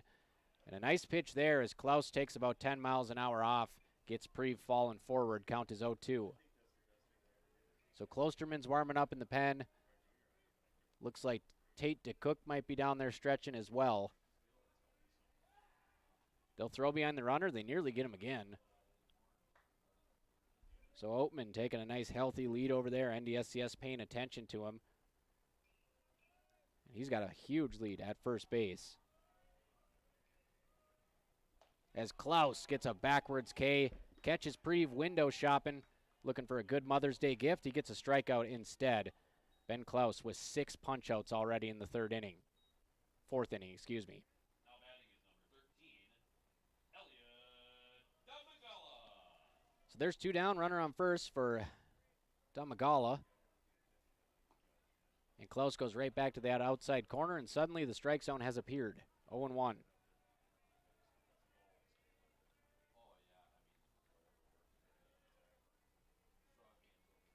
Klaus, a nice quick snap throw to first base as he does a little 180 jump. But again, runner gets back in plenty of time.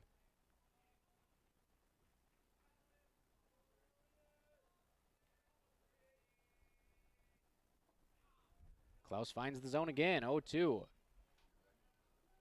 If control has been an issue, it has been, a contrast. Lots of punch-outs, lots of walks as well. Nolan Ryan style out here as a sweeper misses off the plate. And that's another guy who's been known to throw 160, 170 pitches in a game because he'd punch out 10 and walk 9. 1-2 count for Klaus as he can be a little picky and choosy here. He'll try to get a chase pitch to end the inning. And Klaus, back-to-back backward Ks for Ben Klaus. And he wants to keep playing in this region tournament. Ben Klaus with 7 strikeouts. He is approaching 100 pitches on the day. But the Wildcats up 6-4 over Ridgewater. Cats coming to the plate in the bottom of the 4th on B92.7 Region 13 baseball tournament from Faber Field in St. Cloud. We know switching your bank can take time, but what if we told you that at Bell Bank, we have a team that knows you by name, or real people that answer the phone within 22 seconds on average? When you bank with Bell, you get local customer service you can trust that will never hit you with sneaky fees. Make the switch to Bell Bank today. It's worth it. Visit www.bell.bank/new to learn more. Bell Bank, member FDIC. At Corner Drug, our dedicated team works together with your medical providers to bring you the very best in pharmacy care. With our MedSync service, we synchronize your prescriptions so you can pick them up all at once, saving you time. Plus, with Health Pack medication packaging, we organize your medications into easy-to-use packets, helping you take the right dose at the right time. As a locally owned independent pharmacy, we care about our community and support NDSCS men's and ladies basketball. Go Cats! Corner Drug Health Mart, caring for you and about you.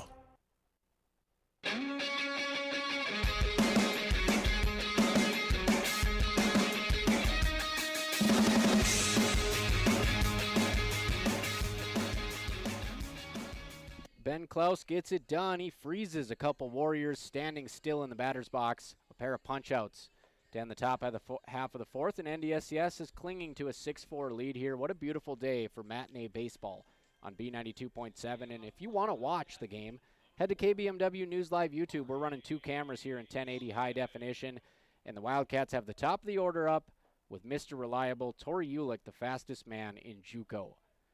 As the lefty steps out of the box to collect himself, he'll get back in. Roman ready to rock on the hill. First pitch is about 5 feet too high. That sails all the way to the backstop, 1-0. And Roman may be coming to the end of the line here. 7 hits allowed, 4 walks, just 1 K. And the third time through this order, that's a nightmare for any pitcher, especially when you're struggling to find the zone. 2-0 as Roman throws pitch number 70. A little bit better in the pitch count department than Klaus. And he'll miss again to Ulick, 3-0. And that's what Tori's done. He was in a slump, dropped his average about 60 points down to 380. And in this tournament, he's taken what the pitchers give him as 4 straight balls.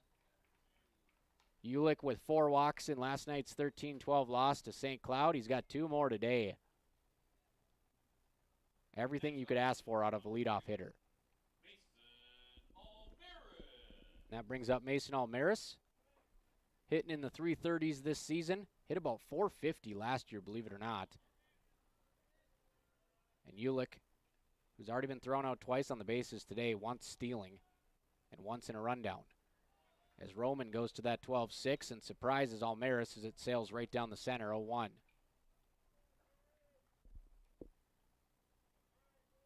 Roman, when he's in his stretch, he's kind of wide open, hips towards the plate, and then he comes closed.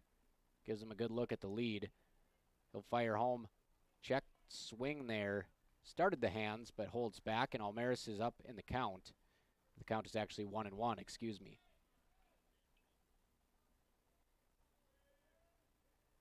As Ulick settles into his lead at first base.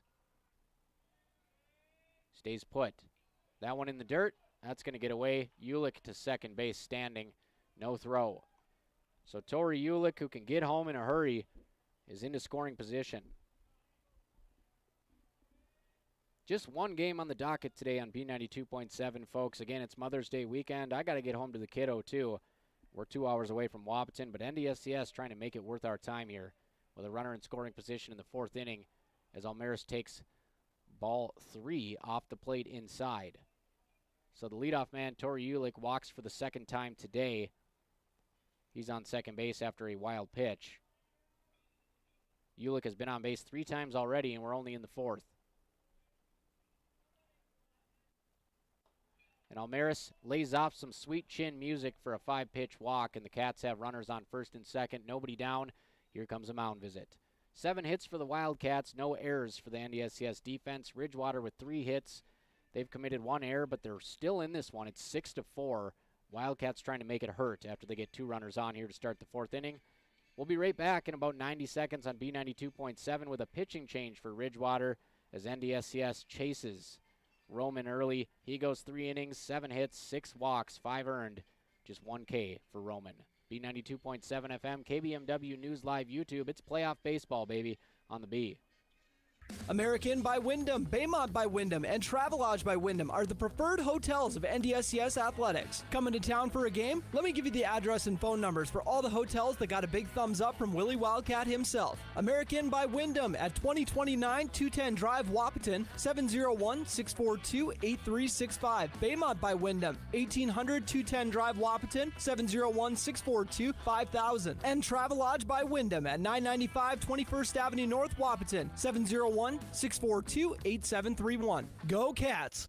Cargill Wapaton is hiring for operations technicians. $28 an hour starting pay with $3,000 sign-on bonus. No experience needed. We will train. Great benefits and immediate PTO. Apply online at www.cargill.com/careers.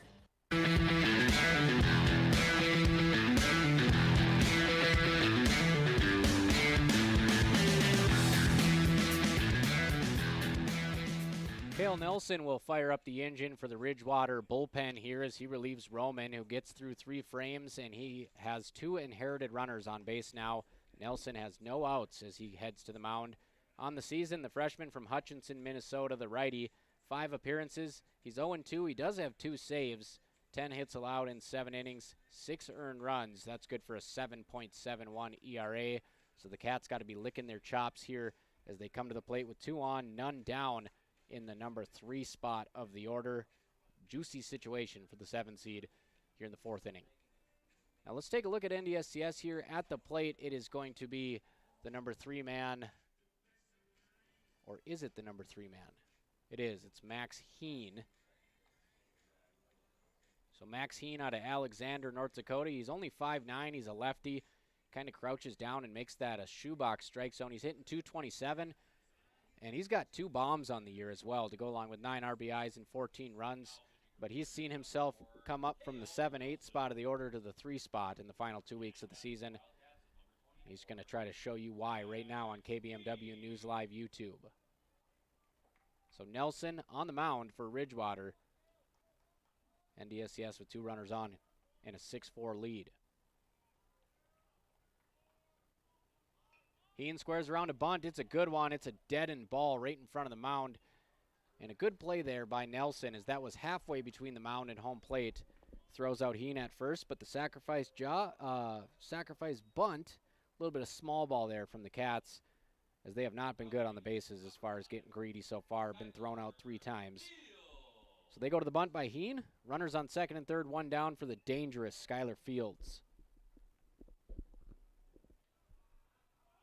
Righty-righty matchup here. Little hanging breaking ball that Fields tries to crush, but he gets way too far out in front, taps it foul down the third base side. That thing had to be looking like a beach ball as it was just kind of floating in there. But the pitch by Nelson, Fields can't square it up.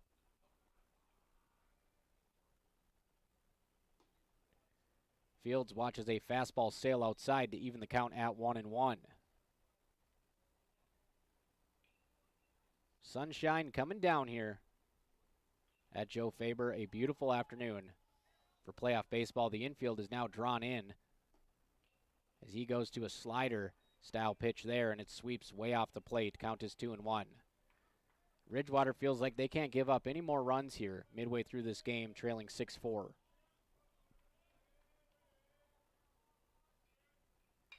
Fields hits that, and it makes them pay. They draw the infield in.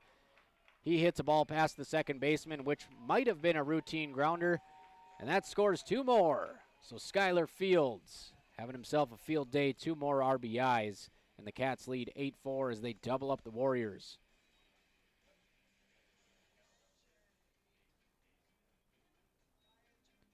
Second baseman, where he's standing right now at regular depth, probably would have had a backhand play on that ball, but with the infield in, Skylar Fields does a job and goes with the outside pitch. Bringing Ryan Lave to the plate, he'll take a slider for strike 1. And that was just a good piece of hitting by Skylar Fields. Ryan Lave ropes it through the 5.5 hole out of the reach of the shortstop, and the Cats are having a barrel party here in the 4th inning. Runners on first and second, 1 down.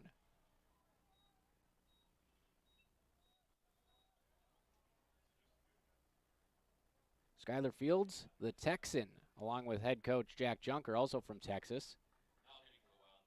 Skylar Fields, 35 RBIs after that single, hitting over 330. Carter Maggio at the plate. He's already singled in this one. Maggio takes the first pitch outside, 1-0. Some long innings already here today, folks.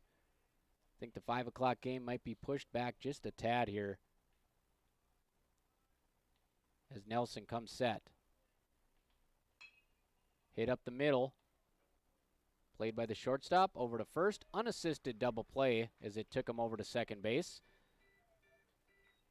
2 more runs for NDSCS as Skylar Fields brings the boomstick like he's done all season long. Tacks it on. It's 8-4 Wildcats. They lead Ridgewater. Wildcats the 7 seed, Ridgewater the 6 seed. NDSCS looking to advance to the 5 o'clock game, and that's a ticket puncher for the district tournament if they can somehow win 2 games today. Again, they entered this game with a 13-6 win over Hibbing, and then last night a 13-12 loss where they blew a 4-run lead in the 9th, and they have responded quite well through 4 innings here at Faber Field. We'll be back in 60 seconds on B92.7. It's playoff baseball, NDSCS and Ridgewater. Cargill Wahpeton is hiring for operations technicians. $28 an hour starting pay with $3,000 sign-on bonus. No experience needed. We will train. Great benefits and immediate PTO. Apply online at www.cargill.com/careers. McGough Construction is a proud supporter of Wildcat basketball. We are grateful for the numerous construction projects that we are managing in the region, including NDSCS's Precision Ag and Diesel Complex. Building for the next generation, we are committed to the community. Go Wildcats from McGough Construction. We know switching your bank can take time, but what if we told you that at Bell Bank, we have a team that knows you by name, or real people that answer the phone within 20 seconds on average? When you bank with Bell, you get local customer service you can trust that will never hit you with sneaky fees. Make the switch to Bell Bank today. It's worth it. Visit www.bell.bank/new to learn more. Bell Bank, member FDIC.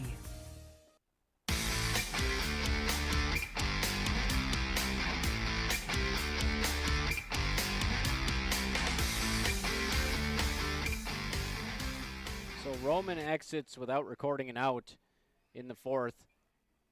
Leaves 2 runners on. Nelson comes in and promptly allows 2 singles, so 7 earned runs for Roman. Nelson able to get out of the inning with a double play ball, 6-3 unassisted.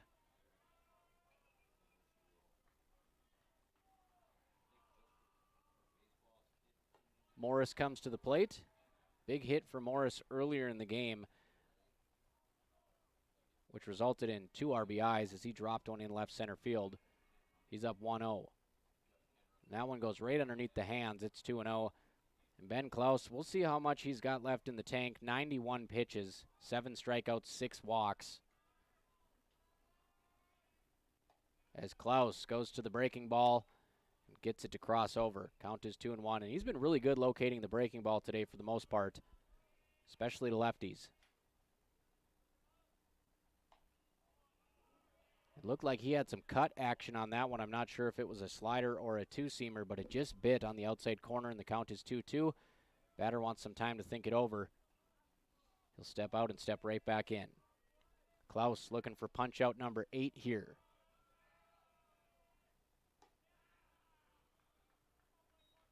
He'll miss outside, 3-2.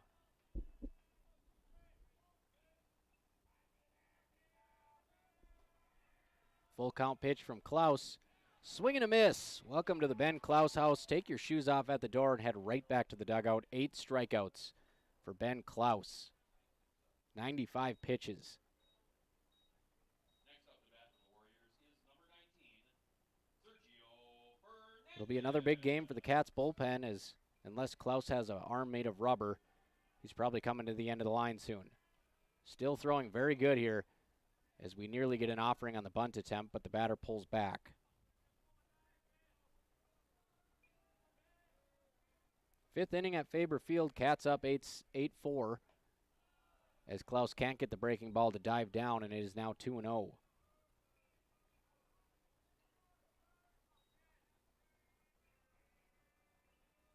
Ben Klaus facing Sergio Fernandez. So far 0 for 2, and he's got him twice on strikes. As he finds the zone, it's 2-1.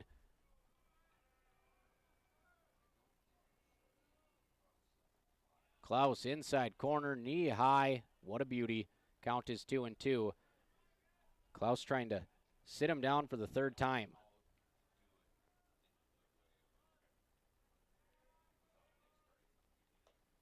Klaus drops in a 12-6 ball that just goes over the top of the belt. Thought for sure he had the strikeout there, but we'll get a payoff pitch coming up next. Klaus goes into the windup. Fly ball, shallow right field. Drifting back is Maggio at second base. Right fielder comes in, calls him off. Good job by Almaris being the field general. Two up, two down here for Klaus in the top of the fifth inning on B92.7. And the Cats really kind of calmed the ship there and took some early waves from the Warriors. They were down 3-0. It's been all Wildcats since, so they've outscored them 8-1 for an 8-4 lead. Cats up to 9 hits already in this one. 2 down, Ben Klaus. Belt high leg kick, he'll fire. Pitch that nearly touches the outside corner, but a little bit too much break on it, 1-0. Klaus facing Liebel, and he'll hit the inside corner with a fastball. Liebel kind of hanging over the plate there looking for an HBP, but that ball does not dip inside, 1-1.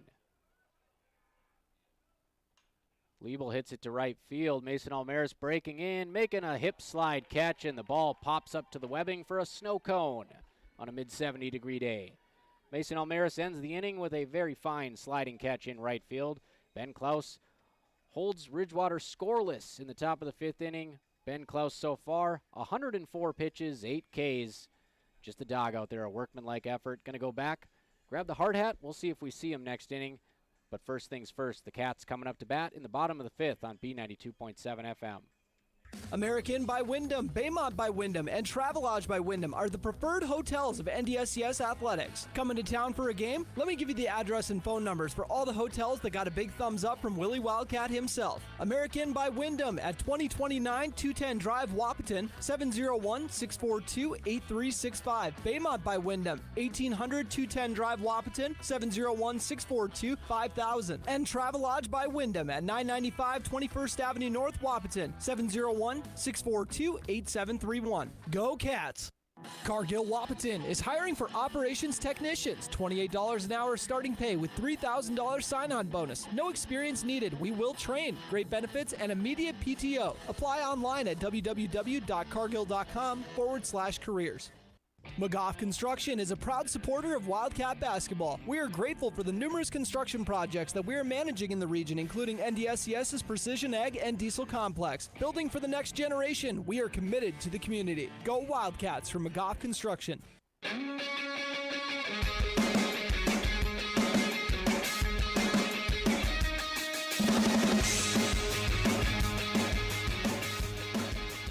Bottom of the fifth inning, NDSCS looking to do their part in putting away Ridgewater as they already lead 8-4. They have racked up 9 hits. That 3-0 deficit is a distant memory at this point for NDSCS. Trace King will come to the plate. He singled last time, came around to score on a throwing error. First pitch to King is a strike. You folks can watch this game on KBMW News Live YouTube, 1080 HD. Beautiful scenery here from Faber Field, and King takes strike 2 looking.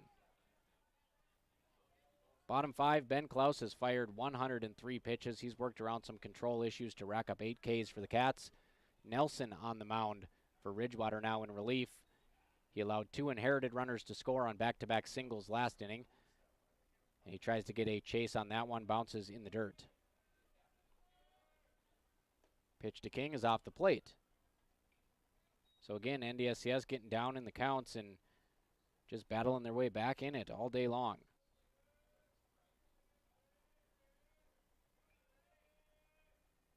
As Nelson gets a strikeout on the outer half, that ball had a little cut action away from the righty, and King's front foot kind of stepped towards third base and shortened up the bat a little bit, and he strikes out.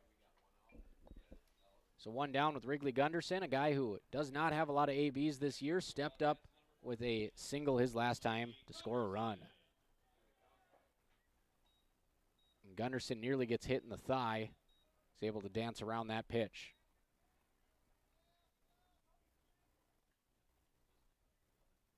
1-0 to Wrigley. He'll jump on that one, hit it a mile high. Third baseman is giving chase here. Over towards the Wildcats dugout, makes a nice snag just out of camera view as that ball was kind of trailing back behind him, and he made a nice job catching it over his head. 2 up, 2 down for the Cats, and Ridgewater really stopping the bleeding here after a couple rough innings.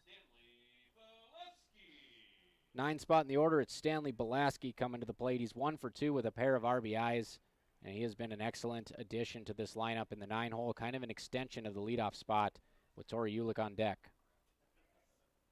Belaski hits it to right field. Looks like it's right on the right fielder. He stumbles and makes a diving catch. Not sure if his heel got caught in the grass out there in the outfield or what, but he's able to recollect himself and make the catch. 3 up, 3 down in relief here for Nelson, and the Cats go down quietly in the 5th. 8-4, NDSCS leads Ridgewater as we head to the 6th inning on B92.7 FM and KBMW News Live YouTube. The winner plays at 5 p.m. with a chance to keep their district tournament hopes alive. Get your vehicle back on track with Smith Motors Fresh Start Tire Event. Buy 3, get 1 for $1 on select tires. Find a better price elsewhere within 30 days of purchase, and Smith Motors will refund the difference. Need shocks and struts? Get up to $80 in rebates, along with $40 in rebates on brake pads and brake rotors. Plus, up to $40 in rates on TPMS sensors. Small town friendly, big town deals. Smith Motors, your certified Chevy and GMC dealership in Wapaton. Visit smithmotors.com. Take charge of your financial future with a proactive approach from Bremer Bank in Breckenridge. Did you know that Bremer offers more than just traditional banking services? We also offer investment, wealth management, and insurance services for all of your financial needs. Bremer can help you plan for your future and protect what matters most. The professionals at Bremer are ready to help you think ahead. Stop by Bremer today to learn more about our comprehensive financial solutions, or call 218-643-8721. Comdell Innovation of Wapaton would like to wish all of the student athletes the best of luck in tonight's games. If you or someone you know is looking for a new career, Comdell Innovation is here. Comdell is looking to hire machinists and tool fabrication technicians. Head to ComdellInnovation.com and click Job Opportunities to apply. That's Comdell Innovation of Wapaton, wishing the best of luck to students and coaches in tonight's game.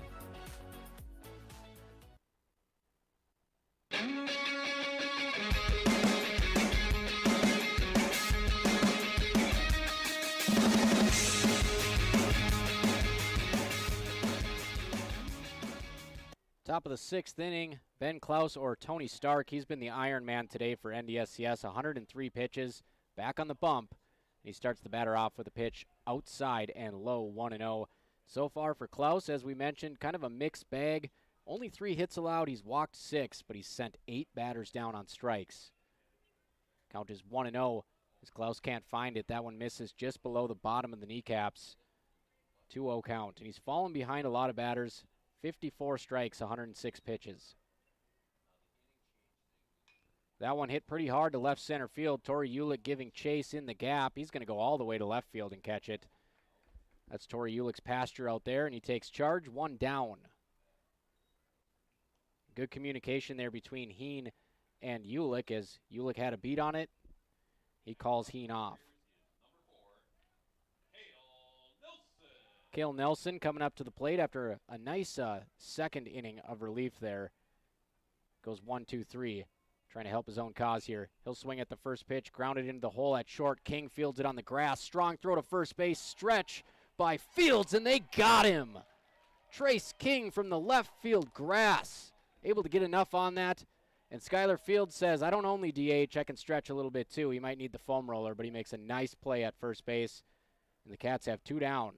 And that's how you win playoff baseball games. Make the plays you should and make a couple plays you shouldn't.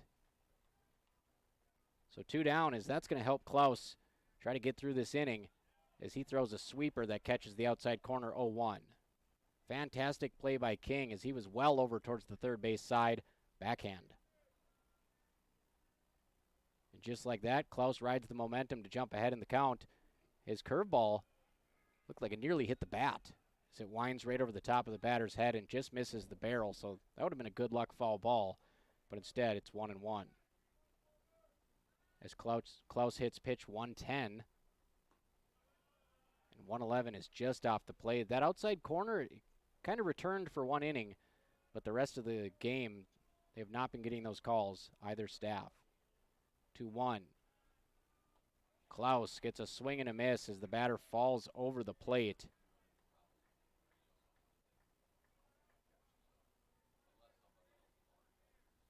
Klaus looking to make it 9 Ks. Deuce is wild on the scoreboard. Cats in control here, top of the 6th inning.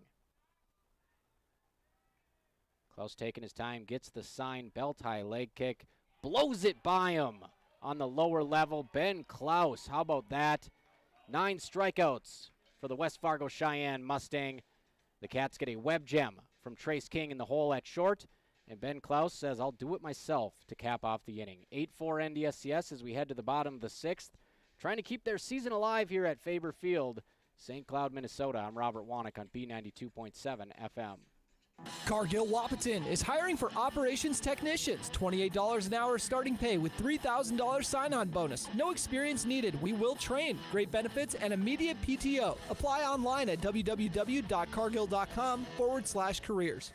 McGough Construction is a proud supporter of Wildcat basketball. We are grateful for the numerous construction projects that we are managing in the region, including NDSCS's Precision Ag and Diesel Complex. Building for the next generation, we are committed to the community. Go Wildcats from McGough Construction.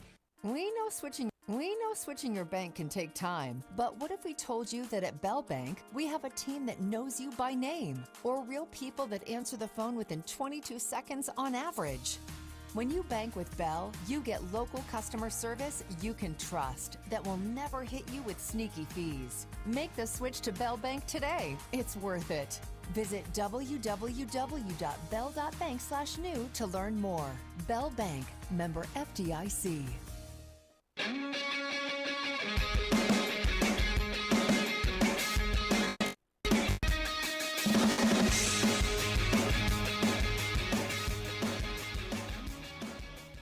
Wildcats have a excellent top half of the 6th inning. Trace King with a backhand play in the hole, capped off by a beautiful stretch at first base by Skylar Fields, and then Ben Klaus picks up his 9th K as Ridgewater goes scoreless, and we're back at the top of the lineup card with Tori Ulick.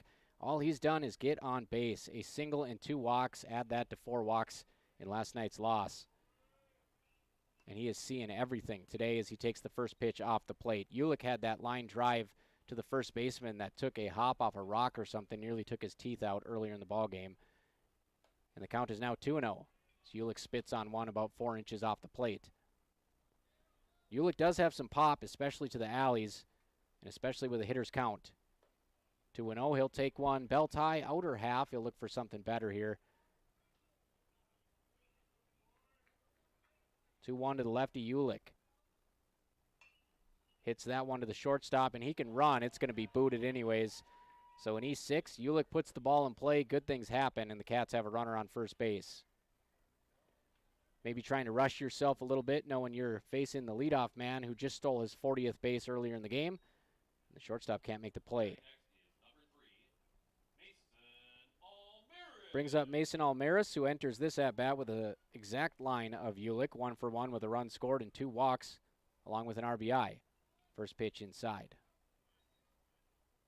Ulick thrown out at third earlier in the game, and then he got caught in that pickle where Belaski got caught off third base in no man's land and decided he wasn't going to go for home. As they'll check behind Ulick, he'll get back easily. Ulick did steal second earlier in the ball game, a double steal on a fake bunt, and they threw him out at third. Looked like he might have got under the tag. Decent lead for Ulick, and they throw over while he's leaning towards second, but a head first slide gets him back with that oven mitt on his hand. Ulick 40 for 43 on stolen base attempts this year, and he'll go. Throw is down, it's high, and Ulick is in. 41 steals for Tori Ulick. He's into scoring position. And I think if the throw was on the mark, he probably would have been in there too. He got a good jump. We'll say he took that one on the pitcher. Pretty strong throw from the backstop. Not in time. Count is 1-1 to Mason Almaris. Beautiful block there behind the plate. Keeps Tori Ulick at bay as that one was well off the outer half. Hitters count now for Mason Almaris at 2-1. It's a nice block by Macheski. That one, a little side-to-side action on it, runs away from the righty Almaris and hits the corner, 2-2. Nobody out. Ulick standing on second base for NDSCS with an 8-4 lead. Slightly open stance out of the stretch. Rolled over to short. Ulick's going to retreat to second. They'll take a look at him. Fire a pretty good throw to first base. And they'll get the out. So one down. Ulick remains at second base here, and we'll see if the steal of third comes into play. Could be a bunt situation, too. You already got a 4-run lead. Why not move Ulick 90 feet closer to scoring? Heen put down a beautiful sacrifice last time that died halfway between the mound and home plate. He was thrown out at first, moved the runners up to second and third. Heen, the lefty, let's see if you can pull the ball with him on a bunt, maybe get a hit here. He will not square. He'll take ball one off the plate. Heen with 2 homers on the year. You look at his physical appearance, you don't exactly think Gary Sheffield, Barry Bonds, but he can put a charge into the ball.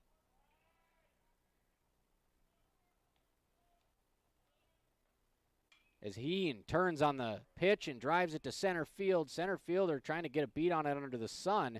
He'll catch it. Ulick will tag. He's into third base easily. So a fly ball to center field by Heen that looked hot off the bat, but it kind of hung up there. A little bit of trouble for the outfielders, too, with the sun, but able to haul it in for the second out of the inning. Ulick scampers over to third base. Catch made in center field by Elliot Domagala. Skylar Fields comes up, Mr. Reliable, 35 RBIs, 2 in this game. And that pitch will dip away for ball one. Skylar Fields at one point, about 15 games into the season, was hitting 220. He's hitting 335 right now.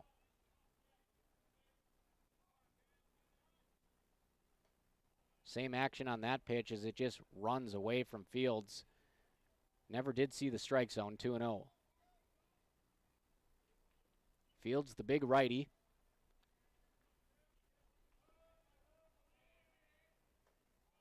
He'll take one that looked belt high right down Broadway, but it's just up. So 3-0 to Fields. It doesn't get any easier with Ryan Lave waiting in the wings. Ulick on third base. Strike one. Fields taken all the way. 3-1 now. He can put it in the shoebox, pick his pitch. A lot of room in this outfield here at Faber Field. 3-1 from Nelson. And that one's going to be fouled out of play right side. So full count here after Fields gets ahead 3-0. Nelson has done a good job reeling him back in. 3-2, 2 down. Ulick 90 feet away from making this a 5-run lead for NDSCS.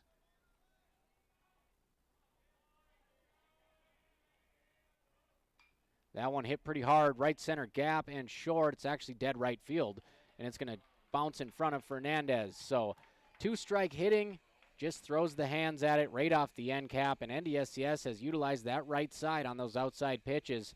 Going back to Little League fundamentals, and Fields doesn't try to pull it. He just pokes it out to right for a 2-out RBI single that scores Tori Ulick. 9-4 NDSCS. We'll see what the Cats can do with 2 down here in the bottom of the 6th inning. Ryan Lave, check swing. That should end the inning as he taps it back to Nelson. Nelson fires to first base. So Ryan Lave tries to hold up, but he taps it to the pitcher.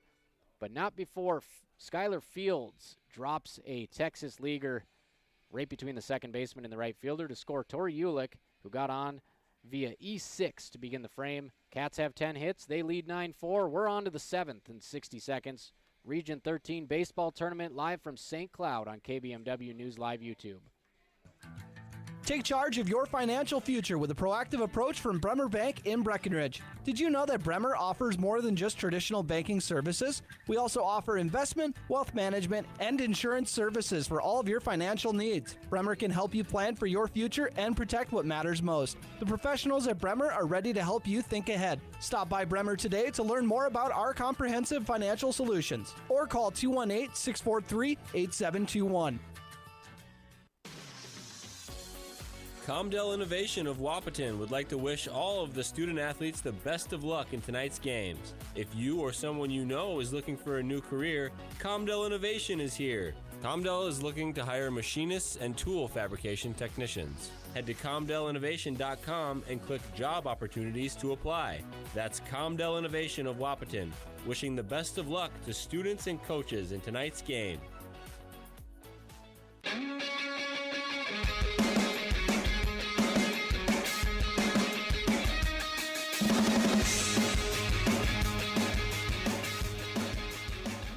Top of the 7th inning as this game labored on in the beginning. It has cruised a bit here as we hit the 7th inning. Wildcats with a commanding 9-4 lead, and Ben Klaus, he's never heard of a pitch count. He's back out there with 9 Ks, over 110 pitches thrown on the day for the sophomore. A signature performance, and he's just trying to keep it going, and it looks like he's got a lot left. So he kind of stumbles off the mound there. Lucky he didn't get hurt during warm-ups there as his cleat got caught. And we're ready to go here. Top of the 7th inning, Wildcats lead by 5 over Ridgewater in the 1-1 game of the Region 13 baseball tournament live from St. Cloud. Cats nearly got off to a 2-0 start as they fell 13-12 to the number 2 seed, St. Cloud Tech, last night on a walk-off error in the 9th. First pitch from Klaus hits the black on the outside corner. That's going to get a shake of the head from the batter. Klaus doesn't look to be slowing down yet. The 0-1 gets a sword of a swing for strike 2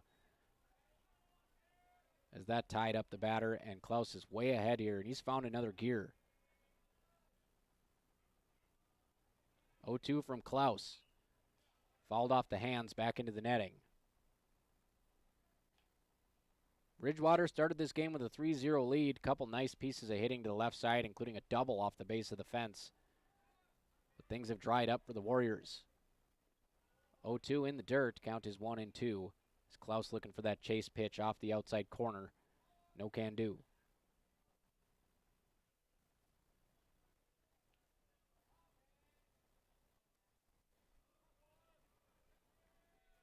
Two-strike pitch coming from Klaus. Way up the ladder. Count is now 2-2. Two spot of the order here with Mason Macheski, the catcher. 2-2 count. Klaus buries it in the dirt. Count is 3-2. And he's running to first base. I could have swore the count was 2-2, but not the first time I've been wrong in my broadcasting career. A leadoff walk for Klaus. And that's been the one blemish here reflected in his pitch count. Klaus now has 7 walks. That one hit to right field. That's going to tail towards the line and drop foul. So a big break there for Klaus and the Wildcats as that one drops foul for strike 1. It's Preve at the plate with Macheski at first base. Preve so far 0 for 2. He does have a walk and a run scored. He's struck out twice. 3 different Warriors have 2 strikeouts to their name so far.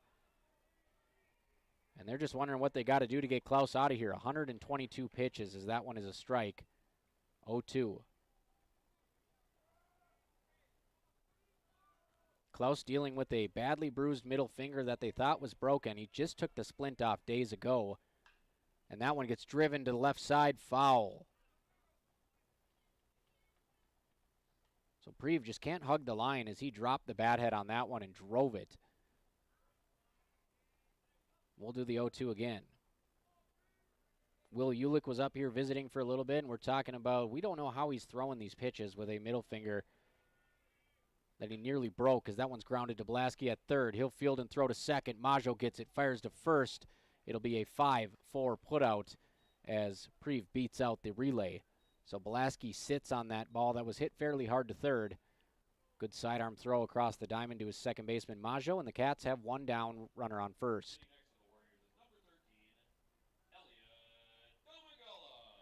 Elliot Domagala, the center fielder, steps into the batter's box. Very still batting stance. And he'll ground it to Belaski at third. Backhand behind the bag on a short hop. Throws it all the way across the diamond, and another stretch by Fields. Talk about that play by Belaski. That skipped over the top of the base. Look what I found. Able to set his feet and fire a low strike over to Fields at first.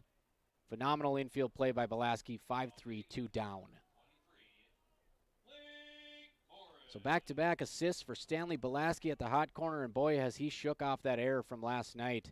Good on that young man. 2 down. As Klaus goes back to the off-speed, gets it over for strike one. A good change of velo from Ben. 0-1 count. To Blake Morris. Blake Morris 1 for 2 with 2 RBIs as he hits this one to right field down the line and fair. Make it 3 RBIs. He'll try for 2. He'll go back to first as Almaris hits the cutoff in a hurry. Blake Morris, 3 RBIs, single-handedly trying to keep Ridgewater in this one. And that might be it for Klaus as Junker's coming out, and Klaus is saying, I'm good, and Junker's saying, dude, you got 1,000,000 pitches. So we'll be back in 60 seconds. We'll let you know if they pull the plug on Ben Klaus. Cats lead 9-5. Ridgewaters get one back behind the hot bat of Blake Morris on B92.7 FM.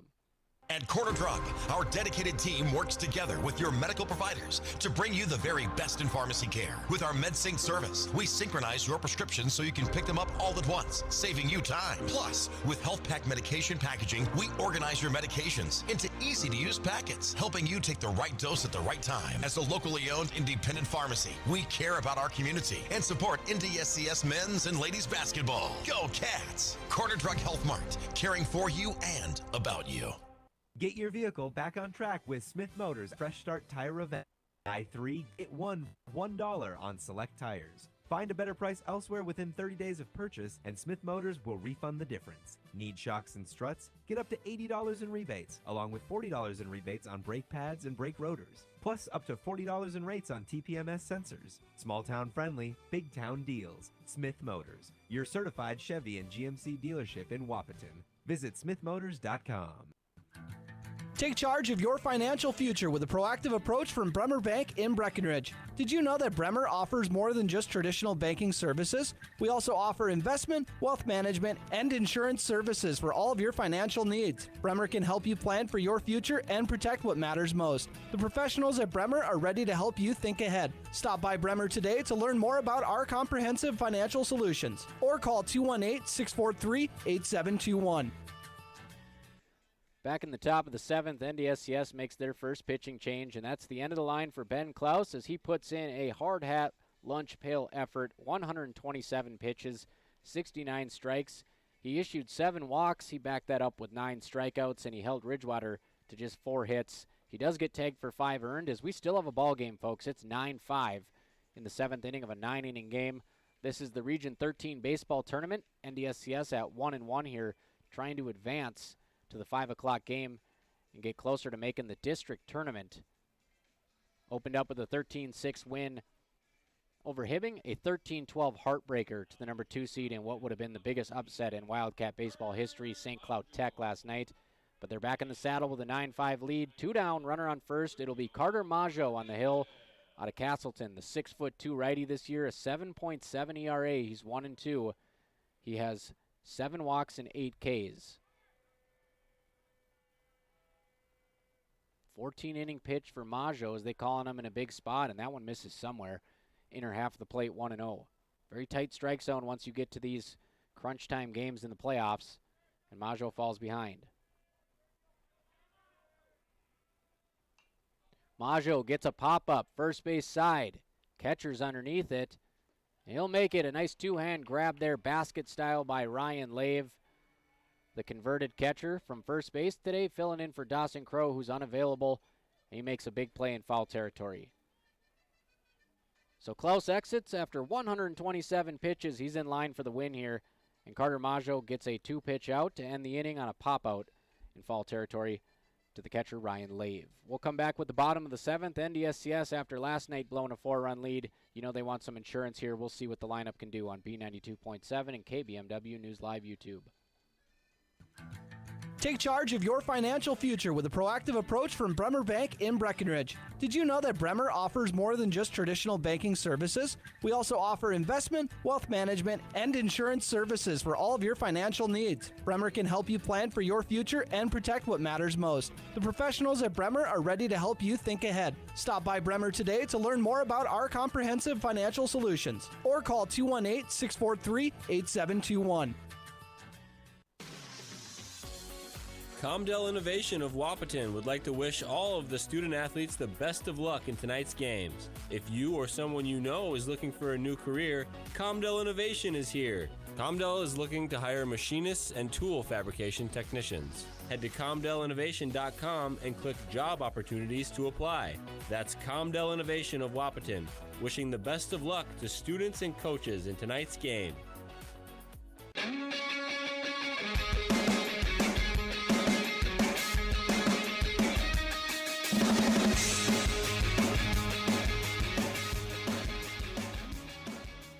We're into the winning innings here, folks. Bottom of the 7th, NDSCS with a 9-5 lead.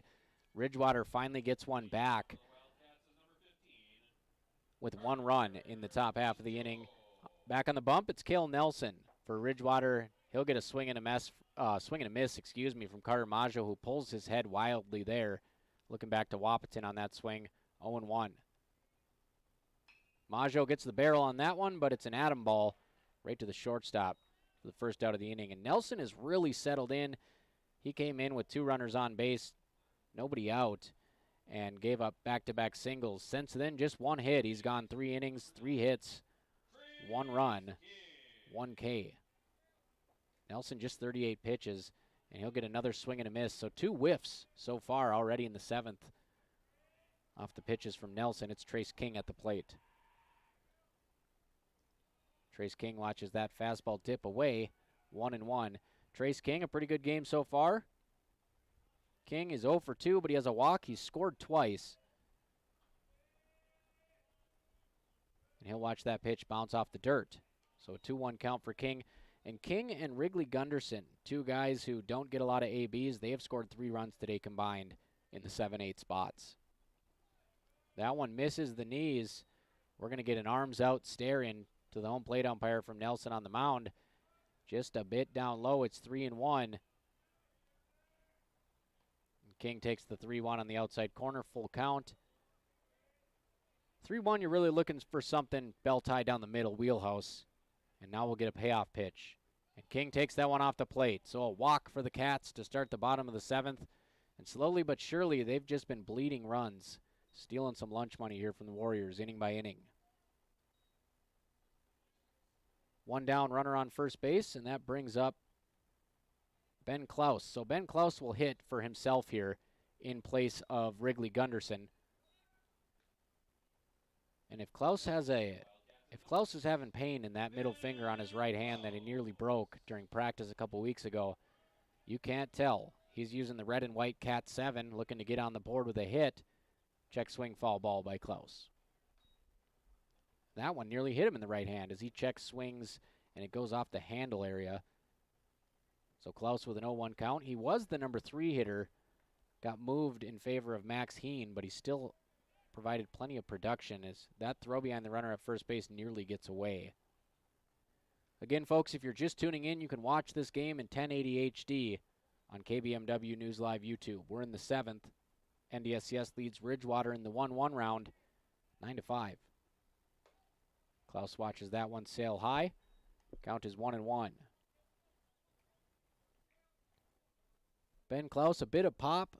Again, his numbers aren't going to bounce off the box score. But he's been productive, and he watches that one hit high and in. So he's got a 2-1 count, I believe. He's hitting just 186. 6 RBIs, 7 runs. Good time to get right here for spring playoff baseball. The 2-1 is fouled straight back. Count is now 2-2.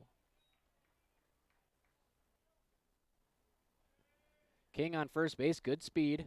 Could be a steal situation here for the Wildcats, as they need all these runs, as they'll have to dig into the bullpen and piece together the final couple innings. And Klaus hits it opposite field, shallow right, diving and not making the catch is Fernandez. He might have had a chance for the runner at second base, but he slipped getting up, and a bloop single from Ben Klaus as he just flares that one out there. Fernandez loses the lid, and it pops out of the webbing. When the going's good, it's going great, and NDSCS has 3 Texas Leaguers in shallow right field today. One down, Stanley Belaski looking to roll the lineup card over in the 9 spot. Belaski 1 for 3 with a pair of RBIs today. And the bottom of the order has been dynamite this tournament for NDSCS. Belaski takes the first one in on the hands, and boy, that strike zone is just shrinking. Nelson can't afford to give him something over the plate. He's already driven in 2, but he can't find the corners. That one hits the knees, little cutter. Gets Belaski looking 1-1. Belaski hoping he lifts that up a little bit so he can put it on the outfield grass. King runs well at second. Klaus runs well at first. 1 down. Through the hole at short. That's a single. They're going to wave the runner around, and we're going to get a throw to the plate. Throw goes through. It's short. Nice slide to the outside of the plate by Trace King, and the Cats make it double digits, 10-5. 3 RBIs for Stanley Belaski out of Kindred.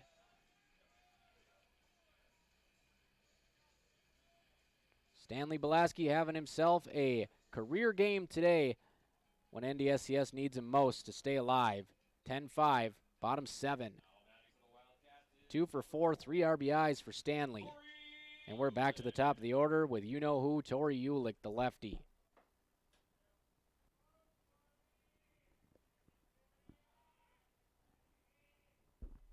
First pitch to Ulick well outside, as they really haven't wanted to do anything with him today.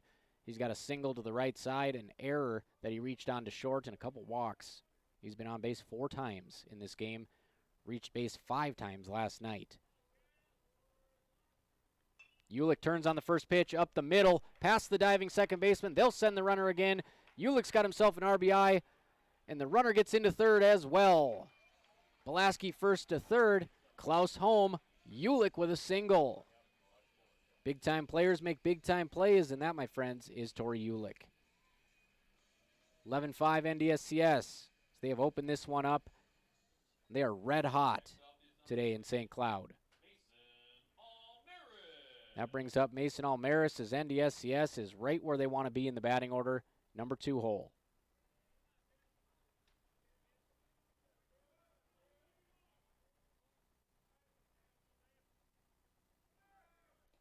Ulick's going to go to second. They'll throw it on a hop. It bounces off the second baseman. Good job playing a hockey goalie there. Just like Happy Gilmore, 364 days till hockey season. He takes that one off the chest and keeps it on the infield. And that saves Ridgewater a run here.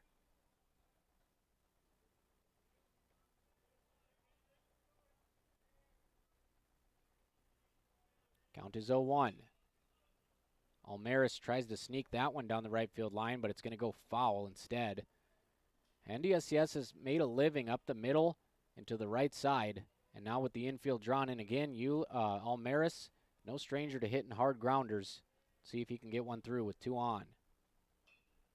Almaris does the same thing there, just sticks out his rear end and throws the bat at the outside pitch, but it's foul.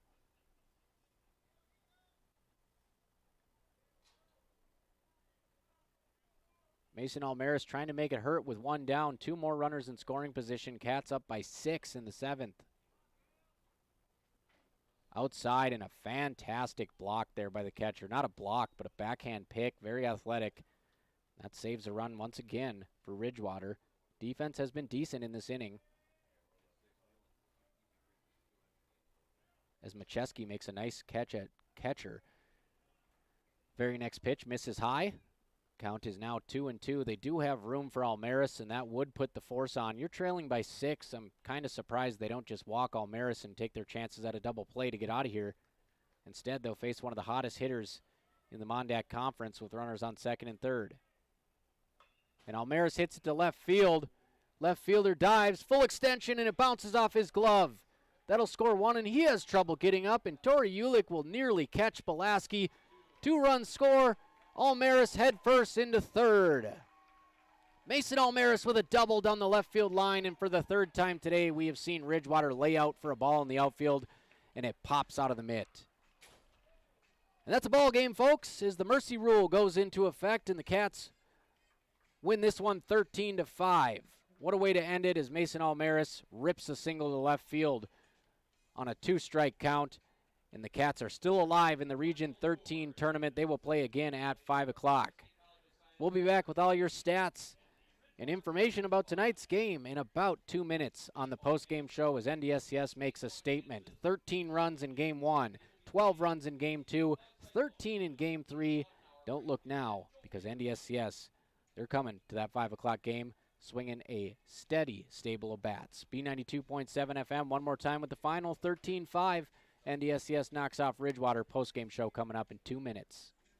American by Wyndham, Baymont by Wyndham, and Travelodge by Wyndham are the preferred hotels of NDSCS Athletics. Coming to town for a game? Let me give you the address and phone numbers for all the hotels that got a big thumbs up from Willie Wildcat himself. American by Wyndham at 2029 210 Drive, Wahpeton, 701-642-8365. Baymont by Wyndham, 1800 210 Drive, Wahpeton, 701-642-5000. And Travelodge by Wyndham at 995 21st Avenue North, Wahpeton, 701-642-8731. Go Cats!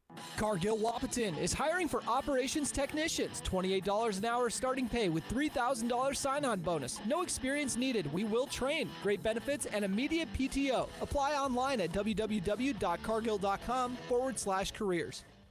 McGough Construction is a proud supporter of Wildcat basketball. We are grateful for the numerous construction projects that we are managing in the region, including NDSCS's Precision Ag and Diesel Complex. Building for the next generation, we are committed to the community. Go Wildcats from McGough Construction.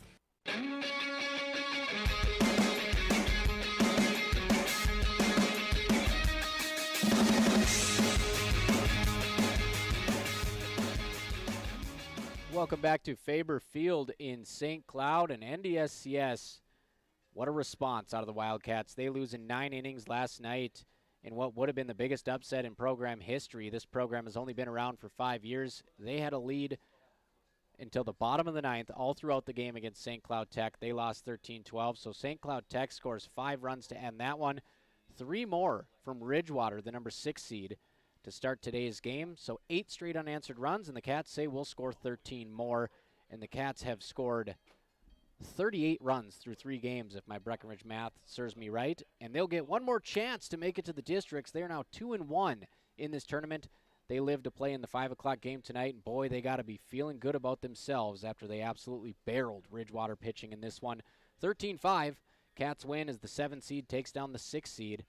Stays alive in the consolation winners bracket. Let's take a look at the stats here.